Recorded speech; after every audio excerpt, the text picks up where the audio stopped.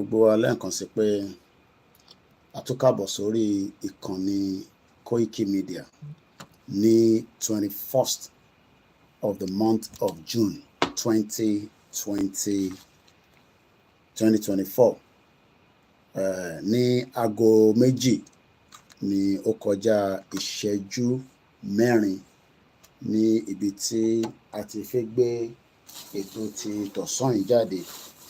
Mo kí gbogbo wa pé a kú déédé wòyí, a dẹ̀ kú gbogbo iṣẹ́ takuntakun tí olúkálukú wa ń ṣe ní lọ́tùn lósì lórí ìrìn àjò òmìnira pé kí Yorùbá kó kúrò nínú Nàìjíríà ní abẹ́ bàbá wa olóyè Professor Adébánjí Akíntóyè àti bàbá wa Ọ̀túnba Adémọ́lá tí wọ́n jẹ́ igbákejì bàbá wa Professor Akíntóyè ti YSDM, látòrí bàbá wa ọmọ Adéyẹmọ Ìgbòho-ṣà tí àwa tí à ń ṣiṣẹ́ fún ìran ọmọ Yorùbá. Àwọn tí wọ́n náwọn ṣiṣẹ́ fún àwọn tí a dárúkọ yìí àtàwọn ọmọ Yorùbá, àwọn náà lẹ́tọ̀ọ́ láti lè dá tọ̀dọ̀ tiwọn sílẹ̀ kí wọ́n dẹ̀ máa pe èrò sọ́kọ̀ fáwọn tó máa tẹ̀lé wọn. Àmọ́ lábẹ́ Koikimedia, àwa ò lọ síbì kankan ju pé ntí agenda àti ntí bàbá Akíntóyè tó bá gbé síta, òun ni àwa ń tẹ̀lé lẹ́yìn, òun dẹ̀ ni àwa ń sọ̀rọ̀ lé lórí, àti tí olóyè Ìgbòho bá ti fẹ́, òun náà làwa náà ń fẹ́. Gbogbo ẹ̀yin tí ẹ wá ní ẹ̀fẹ́ tí àwọn méjèèjì yìí fẹ́, ẹ ní right láti dá iléeṣẹ́ tí yín náà sílẹ̀ tó ń pè ní Yorùbá Nation, torí pé tí ntọ́ bá ń ṣe tí kò bá tẹ́yín lọ́rùn, ẹ̀yin náà lè pe ọmọ Yorùbá sọ́kọ̀. Ṣèbí a ti rí Dúpọ̀ Onítìrì tó bẹ̀rẹ̀ tiẹ̀ náà, gbogbo yín náà la mọ̀ ibi tí ó dé ní ọ̀sán yìí. So ẹ bá wa jókòó ká tún jọ fi ọ̀rọ̀ jomi ọ̀rọ̀ lórí ọ̀rọ̀ Yorùbá Nation tí à ń bá lọ lórí ìkànnì yìí. Bí ẹ ti ṣe ń wọlé ní méjì mẹ́ta, ẹ gbọ́wọ́lé share button kí ẹ bá wa pe àwọn tí wọn ò sí pẹ̀lú wa pé kó darapọ̀ mọ́ wa kí a jọ ṣe, kí wọ́n wá gbọ́ èyí tí a tún fẹ́ sọ ní èní, ìyẹn lórí ìrìn àjò Yorùbá Nation. Lẹ́ẹ̀kan sí, Ọláyọmí Kóìkì ni orúkọ tí wọ́n sọ èmi tí gbogbo wa mọ̀ sí Koikimedia, bringing the world closer to your doorstep. A máa ka orin àsíá ilẹ̀ Yorùbá ní àìpẹ́ yìí. Nígbà tí à ń palẹ̀mọ́ láti ka orin àsíá yẹn, ìwọ tí o mọ tí wọ́n ń sọ lórí ètò ti bíbáyìí, ètò oríṣiríṣi ló wà tó olúkálukú ń sọ̀rọ̀ lé lórí. Níbi tí ayé dé lénìí, kò sẹ́nìkan tó máa di ẹnu èèyàn kan mú. Àmọ́ ẹni tí a nígbà fún ẹ̀yin tí ẹ fi máa jẹ́ kí àwọn kan rò pé ẹni tí bàbá Akíntóyè àti olóyè Ìgbòho gbé dání ẹ máa rọ́bìṣẹ̀, a nígbà fún yín. So ẹ jẹ́ ká jọ jókòó. Lórí ìkànnì tiwa ní bíbáyìí, àwa mọ àṣà, a dẹ̀ mọ ohùn. So bíyàn kan bá ń fi ọ̀rọ̀ tó ń sọ sí irú àwọn bàbá wa Professor Bánjí Akíntóyè, kọ́ kúkú sọ dáadáa kó lè yé gbogbo ọmọ Yorùbá pé bàbá Akíntóyè làwọn ń bá sọ̀rọ̀. Ní láti fi ọ̀rọ̀ sí abẹ́ àwọn láti máa sọ, nítorí pé ọmọ Yorùbá ni gbogbo wa pátápátá látòkè délẹ̀. Kí ọlọ́ba Elédùmarè kó túbọ̀ fún gbogbo wa ní ẹ̀mí gígùn àtàlàáfíà ara tí a fẹ́ fi bá ìrìn àjò yìí débi tó ń lọ. Lẹ́ẹ̀kan sí, bí mo ti ṣe ń kí yín, mo kí ìyá tó bí mi lọ́mọ náà pé gbogbo ibikíbi tó bá wà, àlàáfíà ara àti gbogbo ohun tí o máa lò kọ́ba Elédùmarè kó bá ń ṣe fún ẹ. Mo kí gbogbo ẹ̀yin ìyá wa lálùbáríkà, bẹ́ẹ̀ ni mo kí gbogbo ẹ̀yin bàbá wa. Tí a bá sí ní life is a different thing. N tó bá ti mú yín pé life lè ń rí gbọ́, tẹ́ ẹ̀ share, tẹ́ ẹ̀ thumbs up, encourage àwa náà, torí pé tí ẹ bá fẹ́ encourage wa, ẹ bá wa máa ṣe ìtàbánikẹ́ ṣe, àìtí ní kẹ́ fún wa lówó, kẹ́ bá wa pín ètò, òun là ń sọ̀rọ̀ lé lórí. Gbogbo ọmọ Yorùbá, ẹni tó dá sí àtẹni tó dá sí n tó ń lọ Nàìjíríà kò sẹ́ni tó ní kàn, ó máa kan ará ilé, ó máa kan ará àta. Tó bá ní kò ní kàn ẹ̀, no problem, but n tèmi mọ̀ ni pé kò sígbà tí kò ní tí màkànmákàn tí kò ní kan ẹnìkankan nu wa, torí pé ọ̀rọ̀ tí ó ń lọ lọ́wọ́lọ́wọ́ nínú Nàìjíríà bí nǹkan ṣe rí lénìí ó máa kan everybody. O ò lè escape ẹ̀, èmi náà ò lè escape ẹ̀, ìwọ náà ò lè escape ẹ̀, gbogbo wa pátá ló máa kàn. Ẹni tó bá ní kò ní kàn òun irọ́ ló ń pa. Kò tí ì dọ́dọ̀ tiẹ̀ ni, ọ̀rọ̀ mi ò yẹ, kò tí ì dé ọ̀dọ̀ tiẹ̀. Tó bá máa fi dọ́dọ̀ tiẹ̀ kó má wá jẹ́ èyí tó máa dùn ẹ́ gan, tó máa wá sọ pé àwọn ọmọ yìí dẹ̀ ń sọ níjọ́ náà lọ́hùn pé Nàìjíríà yìí àkóbá àdábá ni, ó máa ṣe onílé á ṣe àlejò. So ìyẹn la ṣe ń tètè sọ pé ọ̀rọ̀ tó wà nílẹ̀ kò ń ṣọ̀rọ̀ gọ́ọ̀mẹ̀ntì máa gbé àwọn tó ń ṣe Yorùbá nation, gọ́ọ̀mẹ̀ntì ó máa arrest wọn. Èèyàn kan ò ṣe arrest torí pé bẹ́ẹ̀ arrest èèyàn 2 million, àwọn tó jẹ́ 5 million tún máa dìde. Àbọ̀rọ̀ mọ̀ yẹn nísìn, bí ẹ bá arrest 10 million 20 million máa dìde. Ẹ lè stọ́pù ọ̀rọ̀ tó wà nílẹ̀. In tó wà nílẹ̀ nísìn òun ni pé a ní àṣe Nàìjíríà mọ́, a dẹ̀ ní right láti sọ pé àṣe mọ́, torí pé tí Nàìjíríà bá gbè wá ni a ní máa sọ pé àṣe Nàìjíríà mọ́.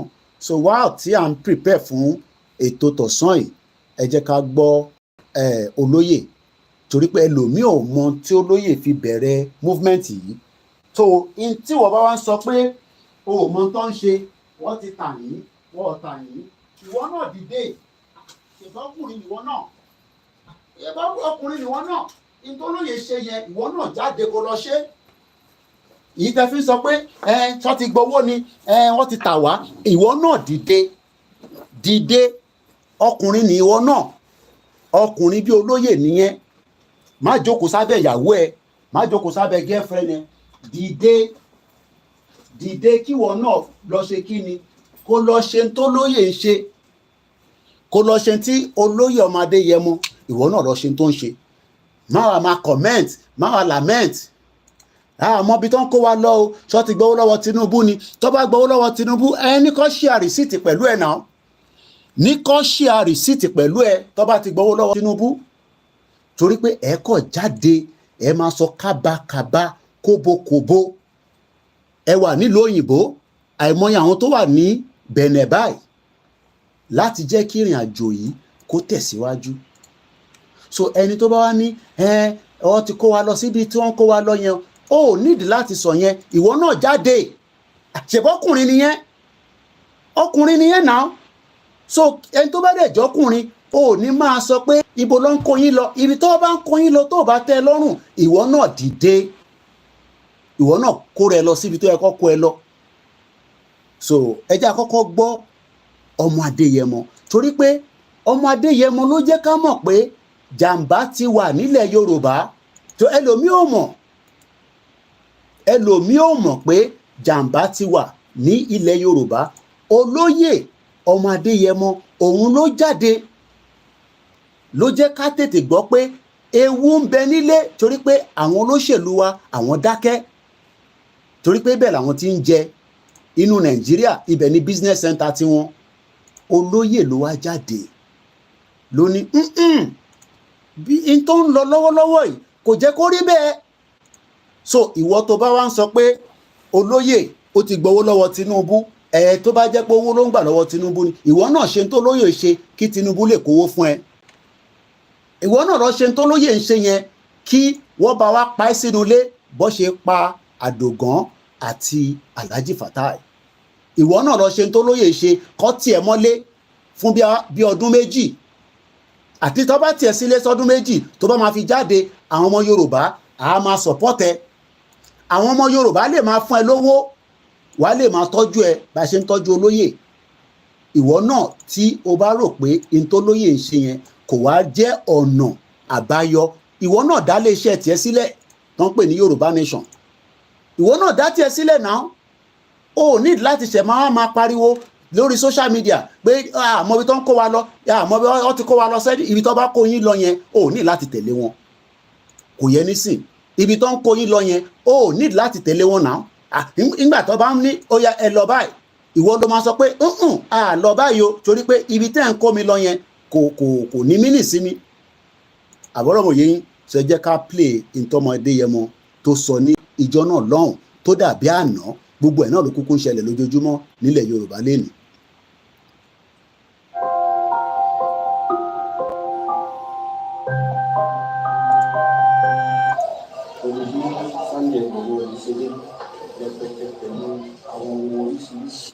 wọ́n ní mi sí ìjọba mò ń lọ ń dá sí nǹkan tí ó kàn mí ṣùgbọ́n tó kàn mí mo dá sí torí pé ọmọ Yorùbá ni mí bí ìjọba bá wà tí ò sí ẹ̀tọ́ tó yẹ kó ṣe fún aráàlú tí wọ́n dìbò fún tó jẹ́ ìjọba lé lórí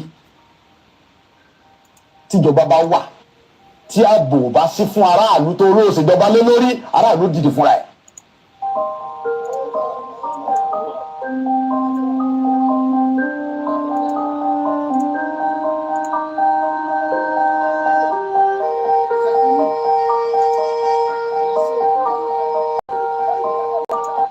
kì í ṣe pé mo pàṣẹ àbí mo dédé pàṣẹ àbí mo kàn sọ nǹkan tí ó wá látọkàn mi. Ẹ̀kẹ́ tó fa ọ̀rọ̀ yìí ni wípé ẹ̀yin náà wò láti bí ijọ́ mélòó kan sí bí ọ̀sẹ̀ bíi méjì sí nípa ọ̀rọ̀ àwọn Fúlàní tó wà ní gbogbo Bàràpá. Ẹ wo dókítà wa Dr. Fatai PhD dókítà ọmọ Yorùbá tó kàwé tó gboyè ó wá lọ sí lóyìnbó ní àìníye ọdún ó lọ ṣiṣẹ́ ó wá dé okòó dé ó wá lọ lu bàbá ẹ̀ ní gangan ó dá oko àgbàdo ẹ̀gẹ́ iṣu oríṣiríṣi nǹkan soya beans ó dẹ̀ gba ọmọ wa ní gangan bẹ́ẹ̀ náà síbẹ̀ rẹpẹtẹ wọ́n bá ṣiṣẹ́ Fúlàní wa jẹ oko ẹ̀ ó wá gbéra láti lọ bá àwọn Fúlàní sọ̀rọ̀ láti lọ bá sẹ́ríkì Fúlàní pé ẹ wá wo ohun tí àwọn ọmọ yín ṣe lórí oko mi kò yẹ kó rí báyìí lórí ilẹ̀ bàbá mi wọ́n dẹ̀ dé lókun bẹ̀ náà wọ́n dẹ̀ sàpà àìmọye yẹn bẹ́ẹ̀ tá a lè morúkọ wọn làwọn Fúlàní yìí bẹ́ lórí tí wọ́n pa wọ́n jí àwọn kan gbé ẹni tí wọ́n bá gbowó tó kéré lọ́wọ́ rẹ̀ wọ́n gba 7 million wọ́n gba 10 million wọ́n gba 11 million lórí ilẹ̀ bàbá wa ọ̀rọ̀ yìí dùn mí ó bà mí lọ́kàn jẹ́ gan pé tá a bá torí pé tó Ọlọ́run gbà fáwa àwa ará àwọn ọmọ tí tẹ̀lé wa tó ń ṣààbò fún wa àwọn tí ọ̀lẹ́ni tí ó tẹ̀lé wọn kọ́ ìdí nìyí tó mú mi lọ síbẹ̀ yìí ìgbà tí mo dẹ̀ débẹ̀ ohun tí mo lọ fún ni pé láti lọ bá a pé ṣógun tí ń ṣẹlẹ̀ yìí lórí ilẹ̀ wa sọ́dà ẹ ti ń gbé pẹ̀lú wa adẹ̀fàyè gbà yín àbáyín jà ṣe nǹkan jàǹbá fún yín ọ̀rọ̀ yìí ni mò ń bá Sẹ́ríkì sọ̀rọ̀ làwọn ọmọ rẹ̀ yíyọ̀ mọ́ sí mi mo gba ìbọn yẹn lọ́wọ́ ìkan yọ àáké gbà ìkejì tún yọ ìbọn mi ìyẹn ti ẹ̀yìn ẹni bá wọnú fídíò yẹn tọ́lá fídíò wọn ó yin ìbọn yẹn sí mi kí n tó lọ́bọ̀ yẹn mọ́ lọ́wọ́ ẹ bá gbọ́ fídíò yẹn pé ìbọn bẹ̀rẹ̀ sí dáhùn bẹ́ẹ̀ wọ́n yin ìbọn sí mi bẹ́ẹ̀ kí n tó bájà wá ẹ̀yìn pípù yìí tí n bá bájà wá ẹ̀ ní dúró tẹ́ ẹ̀ bá ti wá lè wá àtúnṣe sí ọ̀rọ̀ jíjígbé àti pípa àwọn ẹ̀gbọ́n wa àtàwọn àǹtí wa àwọn bọ̀dá wa àtàwọn ìyá mi àtàwọn bàbá mi tẹ́ẹ̀ ní wọn lo oko mọ́ yé o ó fẹ́ tàkẹ́ forí lẹ̀ bàbá wa lẹ̀ ọ̀rọ̀ bá ń fà yìí sọ̀rọ̀ ẹ̀sìn kí sọ̀rọ̀ ọjà àwọn kan gbé wọn fẹ́ pa àwọn mùsùlùmí kílọ̀kàn mi kan mùsùlùmí kílọ̀kàn mi kan kírísítẹ̀ kílọ̀kàn mi kan gbogbo táwọn ń fà yìí èmi ò nídìí kẹta àlàáfíà Yorùbá ni mò ń wá mi fẹ́ kankan bẹ́ẹ̀ wọ́n dúnkokò tọ́pọ̀ jù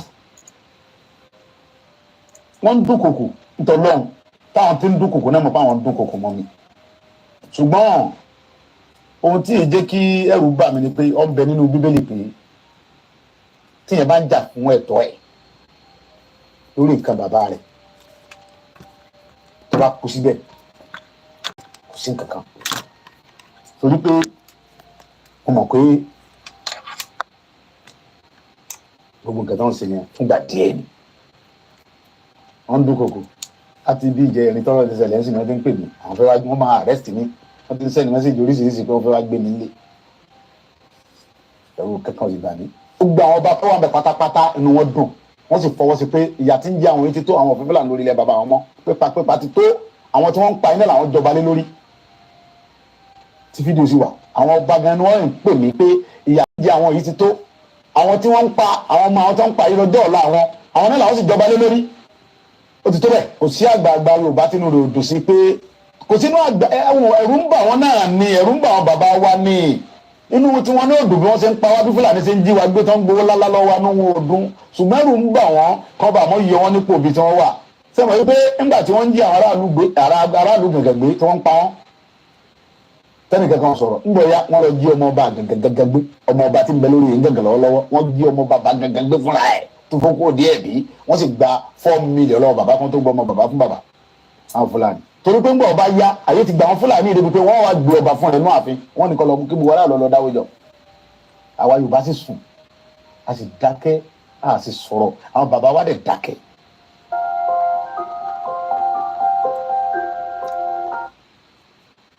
ìwọ tí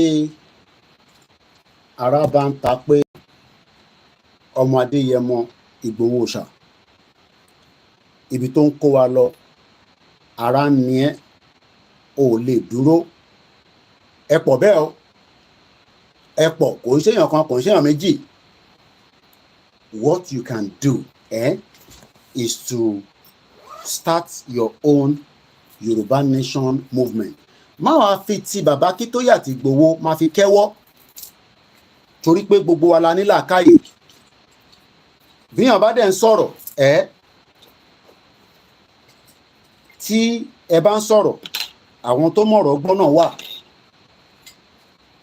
tí ó bá jẹ́ pé ti bàbá Akíntóyè ó níyín lára ẹ lọ tẹ̀lé ti Dúpẹ́ Onítìrí náà ẹ tẹ̀lé Dúpẹ́ Onítìrí bí Jílẹ̀ ṣe ń sọ̀rọ̀ tó náà àwọn ti gba country àwọn wà ní country tiwọn àwọn ti gba Yorùbá Nation country àti Wálé Àlí àti gbogbo àwọn sẹ́ẹ̀tì wọn tó bá jẹ́ pé ẹ̀ tí wá like àwọn yẹn ẹ ní right láti start ìtọ̀dọ̀ tiyín náà ẹ lọ bẹ̀rẹ̀ ìrìn àjò tiyín náà ẹ má béèrè pé wọ́n ti fi yín gbowó wọ́n ti fi kinní kan gbowó ẹ̀yin náà ṣe tiyín kọ́ lè fi yín gbowó tó bá jẹ́ pé owó yẹn ló ń dùn yín pé owó tó fi yín gbà yẹn o ẹ rí tiyín gbà ń bẹ̀ ẹ̀yin náà lọ bẹ̀rẹ̀ tiyín náà tó bá jẹ́ pé àwọn méjèèjì yìí bàbá Akíntóyè àtolóyè Ìgbòho ni wọ́n ní ẹ lára go and start your own torí pé àwa kan tá a dákẹ́ kò ń ṣe gbogbo yín la máa respond sí torí pé mo sọ pé púpọ̀ nù yín kòkòrò rìn lórí yín torí tí kòkòrò bá rìn lórí yín ni èèyàn kan máa sọ pé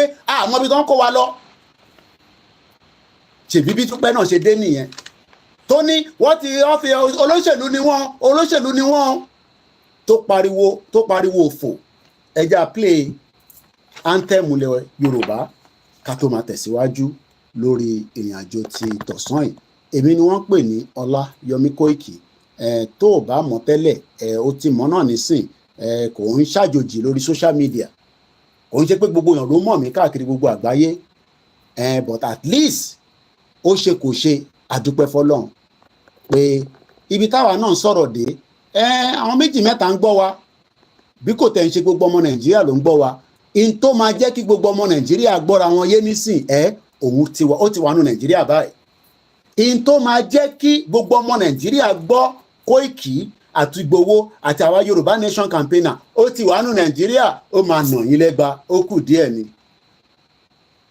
mo kí gbogbo yín orí platform méjì náà ti ń stream simultaneously èyí tó bá convenient fún ẹni kò jókòó sí àwa lórí mobile phone we are testing few things and a lot of things continue to be tested website wa ó need a lot of upgrade but sẹ́rí kẹ́ support website yẹn ti ṣiṣẹ́ débì kan nísìn kódà wọ́n jẹ́ kó yé mi pé a lè post nǹkan kan lórí blog wa mọ́ wọ́n náà ti ṣe 5,000 blogs wọ́n wá ní tàbá máa upgrade ẹ̀ a máa náwó owó náà dẹ̀ là ń béèrè lójoojúmọ́ ààrẹ à ń fún wa lówó kò ń ṣe owó £20 £30 to upgrade that website yẹn nísìn iṣẹ́ kan tó ń ṣe náà ni pé ọ̀rọ̀ Yorùbá Nation ló gbé dání yàtọ̀ sí pé à ń kọ átíkù àfi ń sọ̀rọ̀ nígbà tá a pè wọ́n léèní nísìn wọ́n ní tábà máa upgrade ẹ̀ we are talking about £4,000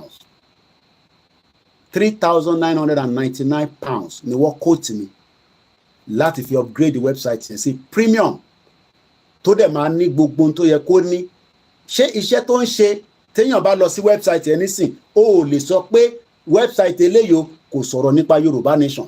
O ò lè wá sórí Koikimedia lójoojúmọ́ kó sọ pé o ò gbọ́ nípa Yorùbá Nation. Á jẹ́ pé ọ̀dàlẹ̀ nìyẹn, ọ̀tálẹ̀ Yorùbá nìyẹn. Bí ẹ̀yin tẹ́ ń béèrè pé ìbò lọ kó yín lọ, ibi tó bá wùn àlà lè kó yín lọ. Ẹni tó bá fi pé ibi tí Koiki àti Igboho àti bàbá Akíntóyè àtàwọn world media àti home based media tí bàbá Èkìtì jẹ́ chairman wọn mọ ibi tá à ń kó wa lọ. Ẹ ní right láti lọ start tọ̀dọ̀ ti yín. Ẹ má wá ní wá lára, ẹ fi wá sílẹ̀. Ẹ má wá ní wá lára. Ẹ mọ̀ pé mo kì í jáde sọ̀rọ̀ but òwe ni mò ń pa. Ẹni tó bá yé ló máa yé.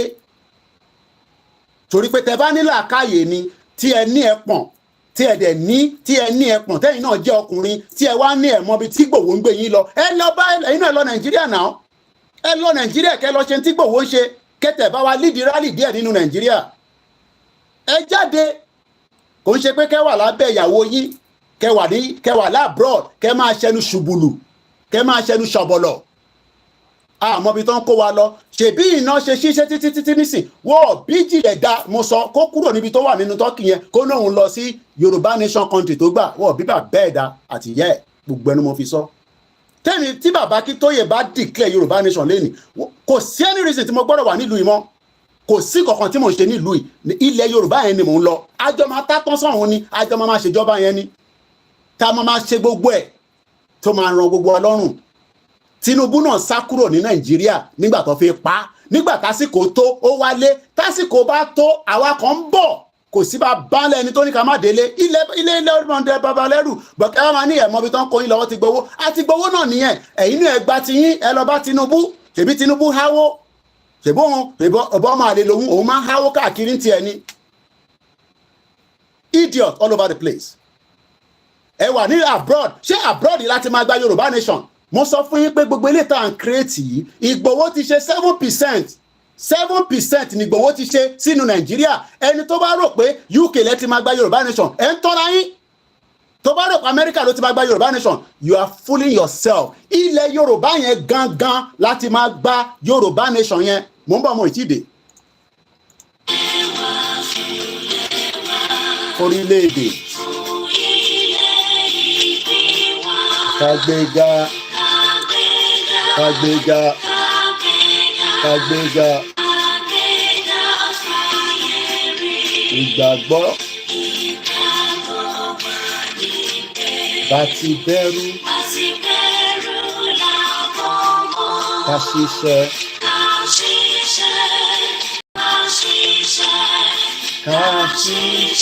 ká jọ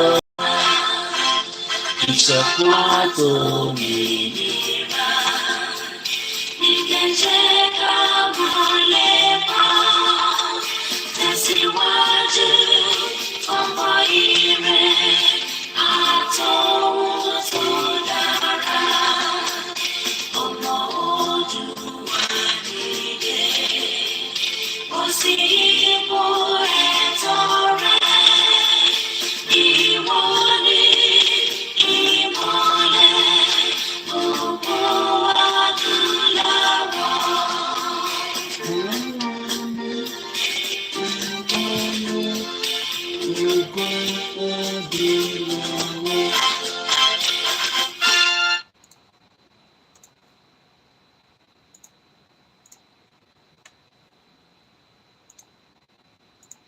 Báàgì méjì 500 kí ló tún ṣẹlẹ̀? Èwo ló tún ṣẹlẹ̀ báyìí? Kí ló tún kọ pure water omi ta fi ń dáná? Omi ta fi ń dáná? Kí ló dé pé gbogbo nǹkan báyìí ìnira ti pọ̀ jù? Ìnira pọ̀ jù Lagos State yìí, kí ló ṣẹlẹ̀? Nígbà tẹ́ ẹ̀ ta pure water láti inú mọ́tò méjì 500 méjì báàgì méjì 500 láti inú mọ́tò, àwọn tó máa tún ta kọ́lé ló máa tà. Kí ló dé pé ìnira á pọ̀ jù ní Nàìjíríà? Ìnira ti pọ̀ jù. Àtìgbà tí Buhari ti bọ́lẹ̀ báyìí ni Buhari ti gbé lọ́ọ̀fù lọ ló ti gbé ìfẹ́ lọ, kò sífẹ̀ẹ́ mọ́. Ìnira ayé ti pọ̀ ju epo wọn àsọ̀rọ̀, gàrí wọn àsọ̀rọ̀, gbogbo nǹkan wọn àsọ̀rọ̀. Ṣé bí ọ̀tà omi dààmú lẹ́tún jẹ́ kó wọ́n omi tó so omi tó lọ́ọ̀ ń dà tó ń ṣe pé bóyá pé kínní òun lẹ́tún jẹ́ kó wọ́n. Ibo la ń lọ lórílẹ̀‐èdè Nàìjíríà? Ibo la ń lọ báyìí? Ibo la ń lọ? Tó bá epo ogun la máa jà tí gbogbo èyí máa fi sọ́ọ̀fù tó bá gbógun la máa jà tí gbogbo ìyà tí àwọn mẹ̀kúnnù jẹ yìí láàfin ní jẹ mọ́ ẹ jẹ́ ká kúkú jagun ẹ tó bá máa kú kó kú ẹ tó bá máa yè kó yè ìnira àtẹ́ni wọ́n lára yóò ti pọ̀ jù ẹ̀yin nìkan lè gbádùn kí ló ṣẹlẹ̀ gan ṣẹ́ ilẹ̀ gbé wáyé wọlé síbẹ̀ ni. Why we stop to be like this? ẹja tí màdù ń jẹ mẹ̀nẹ̀já ìrọ̀sùn ìtìjọ́ ló máa tó dùn. Mo máa kí gbogbo ẹ̀yin ọmọ Yorùbá nílé lóko ní gbogbo ibikíbi tí gbogbo wa wà. Ẹ jẹ́ n kí àwọn àgbàlagbà tó ń bẹ lórí ètò, àwọn àgbàlagbà tó ní ọgbọ́n, kò ń ṣe àwọn àgbàlagbà tó ní làákàyè, àwọn àgbàlagbà tí wọ́n mọ̀ pé ọ̀rọ̀ Yorùbá nation nígbà tá a ti sọ pé kò ní dìjà, tó bá tẹ̀ máa dìjà kò tí ì dé stage yẹn, torí pé gbogbo nǹkan ló ní timing, gbogbo nǹkan dẹ̀ ló ní àsìkò. Bẹ́ẹ̀ bá máa jà náà ẹ nídìí nǹkan tẹ́ máa fi prepare kẹ́ tó sọ pé ẹ fẹ́ lọ jà. Bọ̀ láti pé àìtẹ́ ẹ̀jà wọ́n ní ká máa ṣe ní ìta máa tò díẹ̀díẹ̀. Òmùgọ̀ ló máa ní pé kẹ́ má negotiate pẹ̀lú Tinubu. So gbogbo ẹni tó bá ní wọ́n ti gbowó pé a ti gbowó wọ́n ti gbowó àwọn ibi tó ń kó wa lọ, òmùgọ̀ nìyẹn ẹ̀ ní làákàyè. Boko wa ń dàbí àwọn àgbàlagbà tó ń fà wá lọ lórí ètò tó ń mọ bí nǹkan ṣe láti rí, because nígbà tí actor bá ti kúrò nínú movie kí ló tún kù nínú movie? Ṣé kó bá pa Ìgbòho lẹ́ ń wà ní? Ṣé tó bá ti wá pa Ìgbòho inú gbogbo yín máa dùn? Àbí bẹ́ẹ̀ kọ́? Ṣé tó bá ti pa bàbá Akíntóyè inú yín máa dùn? Tó bá ti pa Ọ̀túnba Adémọ́lá inú yín á dùn? Àbí bẹ́ẹ̀ kọ́? Nígbà tó ní à ń bá ìrìn àjò yìí lọ ní ọ̀nà eléyìí tó fún wa pé wọ́n ní ká lọ máa fi sọ̀rọ̀ tí bàbá Akíntóyè gbélé wa lọ́wọ́ láìpẹ́ yìí, àwọn òmùgọ̀ ibo ló gbé wa lọ? Eléyìí wọ́n fi sọ̀rọ̀ rí. Eléyìí tí wọ́n ní ká lọ máa fi bára wa sọ̀rọ̀, ká lọ máa sọ fún ọmọ Yorùbá. UK nísìn election bọ̀ nísìn, gbogbo wọn ló ń sọ manifesto wọn níta máa ṣe, bọ́tẹ̀ máa parọ́, bó tẹ̀ jẹ́ pé irọ́ náà ló wà nínú eléyìí. Ẹ ṣẹ̀ṣì lọ sá fún àwọn èèyàn pé irọ́ ló wà níbẹ̀ ọ̀bọ̀, ẹ jẹ́ ká kà sí yín létí. Àwọn òmùgọ̀ wọ́n wá ń bèrè pé bó ni bàbá yìí àti àwọn bàbá méjèèjì ń gbé wa lọ. Can you imagine that? Ní 21st century ẹ̀dẹ̀ lẹ́pọ̀n nídìí, ṣèbí ẹ̀yin náà lẹ́pọ̀n nídìí, ṣèbí wóró méjì ní gbogbo wa nítajọ́kùnrin. Ẹgbẹ́ ẹ̀pọ̀n yín yẹn ẹ gbé lọ sí Nàìjíríà náà, kẹ́ lọ máa púṣẹ̀ pẹ̀lú àwọn Fúlàní níbẹ̀. Bí Ìgbòho ṣe púṣẹ̀ títí tó débi tó dé yìí, àdúpẹ́ fọlọ́run. Ẹ̀yin òmùgọ̀, tá bá dákẹ́ nígbà yẹn ni Ifá sọ pé kí n dákẹ́ o, Ifá ò ní kí n dákẹ́ nísìn. Ẹ gbọ́ mi yé ọmọ Yorùbá, gbogbo time tí mo dákẹ́ ní 2 years ago yẹn àwọn wòlíì ń pè mí pé má sọ̀rọ̀, ìwọ ṣáà dákẹ́. Àwọn àfáà ń pè mí ni o, wọ́n ń dífá tó ń sọ fún mi pé má sọ̀rọ̀, dákẹ́. Ẹ wà careful. Ẹni tó bá sọ pé Yorùbá nation ti sóhun, ó ní right láti má ṣe mọ̀nà tábẹ́ ni. Àwọn kan ṣáà ń ṣe APC nísìn. Mo ṣáà rí Jamiu Sanwó-Olú, àjọ wà ní UK ní tajọ́ ń ya picture káàkiri, tajọ́ ń ṣe photographer. Ẹ lọ Google ẹ̀, Jamiu Sanwó-Olú ó wà ní Los Angeles nísìn, ó náà lọ represent Lagos State nípa ọ̀rọ̀ bó ṣe máa bá àwọn physician. Mo mọ physician tó máa fa Amẹ́ríkà sílẹ̀ tó fẹ́ wá ṣiṣẹ́ ní Lagos òfò, Lagos tó ṣiṣẹ́ fún ọmọ Yorùbá, tó ṣiṣẹ́ fún ọmọ Yíbò gan. So ìyẹn á kúrò l'Amẹ́ríkà wá ṣe physician. Wọ́n ń jayé ayé wọn lọ. Kò ṣe Yorùbá nation nísìn, ọmọ Yorùbá ní náà. Ó wà pẹ̀lú àwọn èpè, àjọ wà ní UK ní, ẹ lọ Google orúkọ ẹ̀, Jamiu Sanwó-Olú ló ń jẹ́. Ó wà lórí ilé onírọ́ ló máa sọ pé kìíní kan ẹ jẹ́ public figure ni. Èèyàn mi ni, tí bá pè á dá mi lóhùn. A sì jọ pàdé ní Lagos State event tó wá ṣe ní London. Òun ló wá represent Sanwó-Olú. Ìyẹn mi pé torí pé ó wà pẹ̀lú APC tí bá wá rí màá sá fún. Ìyẹn ò ní pé kóun náà sá fún mi pẹ̀lú pé bí ṣe ń bí Sanwó-Olú wọ́n bí da kó sọ pé kí n shut up, pé kí n má bú Sanwó-Olú. But ẹ̀yin tẹ́ bá ń sọ pé ẹ mọ ibi tó ń gbé yín lọ, ibi tó bá ń wà la lè gbé yín lọ. Tó ò bá tẹ́ ẹ lọ́rùn ẹ lọ dá ti yín sílẹ̀, kẹ́kọ́ àwọn ọ̀dọ́ kẹjọ máa lọ ṣe Yorùbá nation. Tó bá ní ha gbogbo yín mọ́nu prison, ẹ fẹ́ farawé Ìgbòho, ẹ fẹ́ farawé ẹni tí àwọn wòlíì sọ pé ẹni táwọn rí tó bá bí àṣà ṣóyẹ kó rí bẹ́ẹ̀ lánàá. Ó ní gbogbo tí Ìgbòho bá ti ṣe tẹ́lẹ̀ Ọlọ́run ti yáfí ẹ̀. Bẹ́ẹ̀ ni gbogbo tó bá ti ṣe tẹ́lẹ̀ rí, àṣìṣe tó bá tẹ̀ ti ṣe tẹ́lẹ̀ rí, Ọlọ́run yáfí ẹ̀ fún nǹkan tó gbé sára, tó gbé dání sórí. Bàbá yín ò lè ṣe, ìyá yín ò lè ṣe tí Ìgbòho ti ṣe. ẹ̀yin ẹlẹ́pọ̀n blue ẹ̀yin ẹlẹ́pọ̀n blue ẹ lọ sí Nàìjíríà kẹ lọ dánwò ló bí ìyá ọ̀kẹ́rẹ́. ẹni tó bá náwó ẹ dánwò kẹ lọ sí Nàìjíríà kẹ lọ dán tí Ìgbòho dánwò ló bí ìyá ọ̀kẹ́rẹ́. wọ́n bí bàbá yín dání mo sọ bẹ́ẹ̀ kẹ dánwò. ìtí Ìgbòho ti ṣe nílẹ̀ Yorùbá lẹ́nìí wọ́n bí bàbá yín dá kẹ lọ dánwò. tá bá dákẹ́ ní 2 years ago lọ́ní dákẹ́ ọlọ́gbọ́n la máa béèrè pé ta là ń bá sọ̀rọ̀ orí ò pé òmùgọ̀ ní kó máa bi mí pé ta ni mò ń bá sọ̀rọ̀ gbogbo yín ni mò ń bá sọ̀rọ̀ èèyàn máa lè ọmọ àlè ní yín tó tẹ́ ẹ̀ bá ń ṣọmọ àlè ní ṣé kọ́ lè pa Ìgbòho lẹ́sẹ̀ fẹ́ ní ká pùṣẹ̀ ju bó ṣe yẹ lọ. Ìgbòho máa sọ àsìkò tó yẹ nígbà tó bá yá but for now à ń negotiate pẹ̀lú Tinubu. ẹni tó bá ní àti gbowó lọ́wọ́ Tinubu àti ìgbà náà nìyẹn tẹ̀ báwọn kan tí ń gbà ti pẹ́. ẹ̀yin born bastard ẹ̀ ní sóríire gbogbo yín pátápátá. ẹ wojú tèmi dáadáa èmi lágbẹnusọ Ìgbòho for now òun kọ́ ló rán mi iṣẹ́ tèmi ni mò ń jẹ́ lọ́wọ́lọ́wọ́ nísìn wọ́n bí bàbá yín da kẹ́dánwò. ìtí Ìgbòho àti bàbá Akíntóyè ṣe wọ́n bí bàbá yín da èmi lọ́lé ní 2021 ẹ̀yin náà ṣe ra tíkẹ̀ kẹ́ lọ sílé kẹ́ lọ béèrè lọ́wọ́ wọn pé ìrìn àjò tá gbé dání ọ̀nà wo la fẹ́ gbà.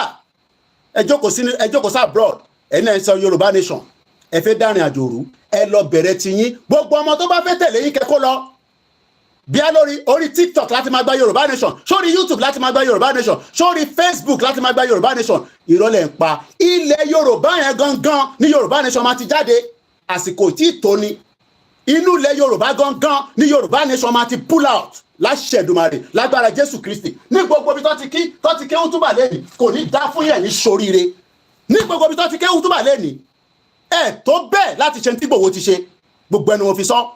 ó fìyàwó sílẹ̀ ó fọmọ sílẹ̀ ó ń sáré gbogbo tí wọ́n ń pè ní ọmọ Yorùbá.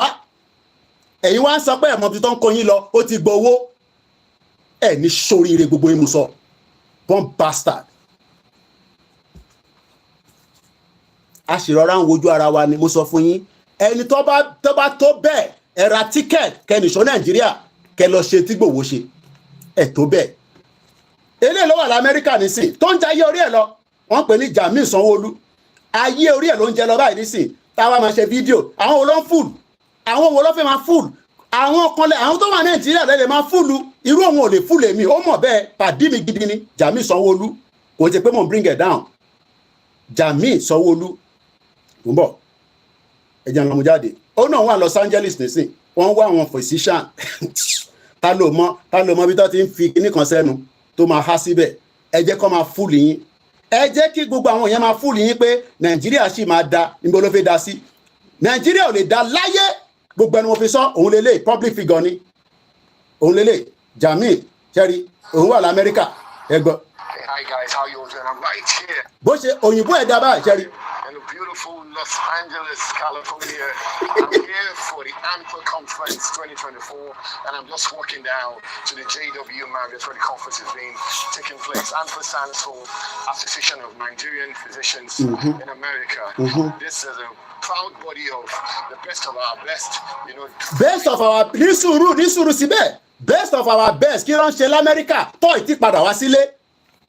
Only the best of the best of Nigerians kí ni wọ́n ń ṣe l'Amẹ́ríkà tí wọ́n padà wá sílé kí ló fẹ́ wá ṣe nílé ìlú òfò ìlú àdánù ìlú tó ti bayé jẹ́ ìlú tó lé àwọn yẹn kúrò nínú Nàìjíríà tó fi lọ ṣe tó ń pè ní physician ẹlòmíì ṣe padà lọ kàwé ni ẹ wá ní kó wá padà wá sínú system tó ní ṣiṣẹ́ tó bá tẹ̀ fẹ́ ṣe máa fún láyè yes àwọn kan wà níbẹ̀ St. Nicholas wà níbẹ̀ oríṣiríṣi hospital wà níbẹ̀ bọ̀ kò lè dàbí pé ká gba system tiwa ká gba government tiwa ká ní constitution tó máa protect àti doctor àti patient America ló wà nísìn ṣẹ́rí àjọ wà ní UK tájọ́ ń hustle ni hustler ni bó ṣe wà yẹn tó bá tẹ̀lé tó sọ pé Nàìjíríà máa da ọmọ forget it wo bó ṣe wà yẹn British passport ló wà lọ́wọ́ ẹ̀ British passport ló wà lọ́wọ́ ẹ̀ máa farawé máa lọ fọ́lẹ̀ àwọn ilé kó máa fara wọ́n pọ̀ bẹ́ẹ̀ o máa farawé ẹ̀gbọ́n mi Délé Mọ̀mọ́dù sórí Délé Mọ̀mọ́dù máa farawé wọn ẹ̀gbọ́n mi dáadáa tí bá pè wọ́n nísìn àfi tó bá bí sí wọ́n gbọ́dọ̀ gbé kọ́ mi ẹ̀gbọ́n mi dáadáa ni wọ́n mo nífẹ̀ẹ́ wọn àwọn náà ti jìyà Délé Mọ̀mọ́dù náà wọ́n sá kúrò Benin Republic lọ́gbà sá kúrò ní Nàìjíríà kọ́ má bàa pa wọn olórí burúkú Abacha tó fẹ́ pa gbogbo àwọn ọmọ Yorùbá. He ran away. So tẹ́ bá rí wọn lẹ́ni tí tó ń fly tó ń travel káàkiri, leave him alone. Tó bá dá sọ̀rọ̀ Yorùbá nation, ó lọ kí olóyè Ìgbòho ní Benin Republic. At least they need láti go into any more details more than that. Ìbáwọn kan wà kí ló dé tí ọ̀rọ̀ Ọ̀tẹ́dọ́lá náà dìde lọ kí olóyè kó lọ kí bàbá Akíntóyè. Wọ́n ṣì bí ìpáwọn ọmọ tó ń lọ. Àbí bẹ́ẹ̀ kọ́? Wọ́n pọ̀ bẹ́ẹ̀ náà. So at least òun dìde ó lọ support pé olóyè ibi tó wà yìí àwa náà ti experience rí, má worry, kó tẹ̀ jẹ́ pé yẹn lásán ló bá sọ, it's more than enough. Èmi ti bá wọn cover ovation rí, ẹ̀gbọ́n mi dáadáa ni Bob D. Tí bá pè wọ́n mo ní direct number wọn, tí bá pè wọ́n wá gbé call mi. But tó bá rò pé àwọn máa sọ fún ẹ pé Nàìjíríà máa da tí Bob D bá sọ pé Nàìjíríà máa da, ọmọ tuntun ẹ̀ dànù. Àwọn ọmọ wọn ń gbádùn báyìí nísìn, mo rọ́mọ wọn kan láìpẹ́ èyí tó ń ná mi lára yẹn. Wọ́n ń gbádùn ayé wọn lọ. Ṣoré màtí ẹ àjọ wà nínú sàwáwù kan náà ni. Èmi àti ẹ lájọ wà nínú sàwáwù kan náà, ká support, ká dúró ní àsìkò ní gbogbo ìgbà tó bá ní ó ti yá. Wọ́n ní ká sì máa lọ create awareness. Ìyẹn ni bàbá Akíntóyè gbélé wa lọ́wọ́, wọn ò rí sọ́sí yẹn. Gbogbo eléyìí tí bàbá Akíntóyè gbé jáde, bàbá 89 years old, ẹ̀yin ẹlẹ́pọ̀n blue, ẹ̀ lè kọ̀wé kan. Bàbá yìí ó máa jókòó, á draft ẹ̀, á wá gbé fáwọn tó máa lọ type ẹ̀, tó bá tẹ̀ mọ́ kọ̀ǹpútà fi type, at least ó máa draft ẹ̀, bomb bastard níyẹn ní ṣoríire. Ẹ lọ sílé kẹ lọ ṣe tí bàbá Akíntóyè ń ṣe. Idiot all over the place. Ẹnu lẹ níbi àjàkàrà. Kò sẹ́ni tó mọ̀rọ̀ sọ lórí social media kò lè gba Yorùbá nation fún wa o. Ó kàn create awareness ni. In tó máa gba Yorùbá nation ó wà lọ́wọ́ Ìgbòho, ó wà lọ́wọ́ Ọlọ́run, ó wà lọ́wọ́ bàbá Akíntóyè, ó dẹ̀ wà lọ́wọ́ YSDM. Anybody, any organization ni mo sọ, gbogbo ẹni mo fi sọ. Wọ́n díbọ́n ni mo sọ. Wọ́n díbọ́n Koiki lè mi jẹ́. Mo ní sẹ́ tó bẹ́ẹ̀, èmi ni last man standing lórí mídíà yìí. Lórí ọ̀rọ̀ Yorùbá nation, màá bá yín fa wàhálà. Tó bẹ́ẹ̀ ni mo sọ. A ṣẹ̀ṣẹ̀ mẹ́yẹ bọ̀ lápò ni. Ẹ ń béèrè pé ṣé funfun àbí dúdú. Ẹ fọkàn balẹ̀. A bá ti gbowó náà nìyẹn. Kí ló wá ń dùn yín pé a bá gbowó? Èyí náà lọ gba ti yín náà. Idiot all over the place. Mọ ibi tó ń kó yín lọ. Ọ̀rọ̀ rúnrún, ọ̀rọ̀ ọ̀dẹ̀. Ọ̀rọ̀ tó ní làákàyè, ọ̀rọ̀ tó lọ́gbọ́n lórí. A send letter sí Tinubu. Ṣé a send sí Buhari? Ṣé nígbà tá a send sí Buhari kò ń ṣoṣù kan la fún? Ṣèbóṣù kan náà la fún Buhari tó fi dá wa lóhùn. Ṣé Buhari máa dá wa lóhùn? Olórí burúkú ni, ṣèbí Fúlàní ni. Is a bomb bastard. Olórí burúkú ni Buhari. Buhari dead or alive. Nnamdi Kanu ló ti kú. Almost 1 year now kò wá sí UK wá gba treatment. 1 year now rí Buhari. Buhari has not returned back to UK. Gbogbo tí ojú Ọlọ́run tójú èèyàn rí, ojú Ọlọ́run rí. Ẹ jẹ́ kó parọ́ yẹn lọ títí. But one thing is, the Yoruba people will be free. Biafra máa lọ. Àrẹwà máa dá dúró. Gbogbo ẹni tó bá wá fẹ́ lọ kó lọ. Kò sí bá bálẹ̀ ẹni tó lè dá dúró. Ìrìn àjò tá gbé dání tó bẹ́ẹ̀ láti dá dúró. Ẹ lè dìlé ẹni, ẹ lè dá dúró. What God cannot do does not exist. What God cannot do does not exist. It's a matter of time. Ẹ fọkàn balẹ̀. Bẹ́ẹ̀ni, hypocrite people all over the place. Àwọn wèrè. Ṣèbí yẹn ni bàbá yẹn ṣe sọ pé wèrè ní gbogbo yín. Wèrè. Prophet Tibetan ti sọ ní wèrè ní yín.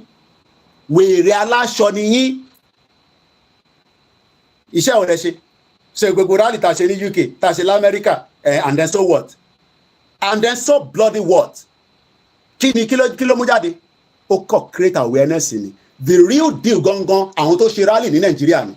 Gbogbo ẹni tẹ́ ṣe rally ní Nàìjíríà, rally yín ní more weight ju gbogbo ta ṣe ní UK lọ. Gbogbo ẹni mo fi sọ.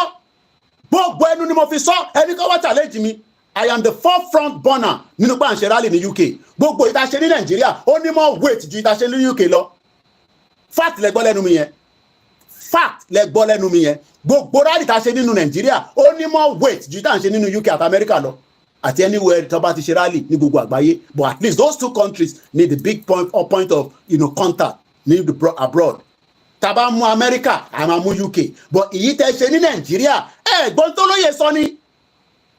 ìwọ ẹ̀yin náà rí fídíò yẹn ni wọ́n rí tó fẹ́ lọ pọ̀ lóyè sínú ilé bí a kì í tún gbé jáde kẹ́ tó rántí torí a máa ń gbàgbé nǹkan onígbàgbé ni wá onígbàgbé èèyàn ni wá tá bá ti jẹ̀bà nísìn tá ti kúrò lórí program ẹlòmíì ò mọ tó tún sọ ẹlòmíì ò tẹ̀ mọ́ ta sọ wọ́n ó tún dé ọ̀la tó fẹ́ Koiki bá tún jáde àbí tí yèyé bá jáde nírọ̀lẹ́ àbí tí àròlé bá jáde àbí tọmọlúkà bá jáde àbí ṣó yẹ kó rí bẹ́ẹ̀. Mo kíyà mi Felicia Àjàgbé mo lọ bẹ́ẹ̀ mo kí gbogbo ẹ̀yin àgbàlagbà tẹ̀ ń bẹ lórí ètò ẹ̀yin abíamọ tí ẹ̀ àná àwọn ìyá méjì kan ṣé kí n sọ fún mọ́mísì mi wà ní bẹ́ẹ̀ nísìn kò ní da ẹ̀ ní soríire mọ́mísì tèmi wà ní bẹ́ẹ̀ nísìn láti lọ yọjú sí wọn láti mọ̀ pé iṣẹ́ ń lọ síwájú èèyàn kan wá jókòó sí London á jókòó sí Amẹ́ríkà máa béèrè pé àmọ́ tó ń lọ ẹ̀ ní soríire born bastard. My own mom ó wà ní bẹ́ẹ̀ báyìí àwọn bíi mẹ́ta tẹ̀lé wọn lọ ẹ̀yin lẹ fún wọn lówó tíkẹ́ẹ̀tì ni ẹ lọ sí bẹ́ẹ̀ kẹ́ lọ béèrè tó ń lọ kò ń ṣe lórí social media lórí TikTok orí TikTok náà lẹ ti máa gba Yorùbá Nation mọ́mísì tèmi wà ní bẹ́ẹ̀ bí ṣe bá ń sọ̀rọ̀ báyìí nísìnyí ní soríire ẹrù pa ń ṣeré ni ìyá tó tẹ̀jẹ̀ sẹ́mi lára ó wà ní Benin báyìí nísìn mọ́sí mi wà ní Benin Republic bí ṣe bá ń sọ̀rọ̀ báyìí àwọn mẹ́ta lọ́gbẹ̀rẹ̀ láti UK tó lọ sí Benin Republic ìyàn kan wá jókòó máa béèrè pé àmọ́ tó ń lọ ẹ máa mọ mi tó ń lọ ẹ máa mọ tó ń lọ lóòótọ́ à ń bọ̀ a máa sọ tó ń lọ fún yín nínú London nínú America ní Canada a máa sọ tó ń lọ fún yín ẹ má ra tíkẹ̀tì kẹ́nìṣó ní Benin kẹ́ lọ béèrè tó ń lọ lọ́wọ́ wọn ẹ̀yin born bastard ẹ̀ ní soríire mò ń bọ̀.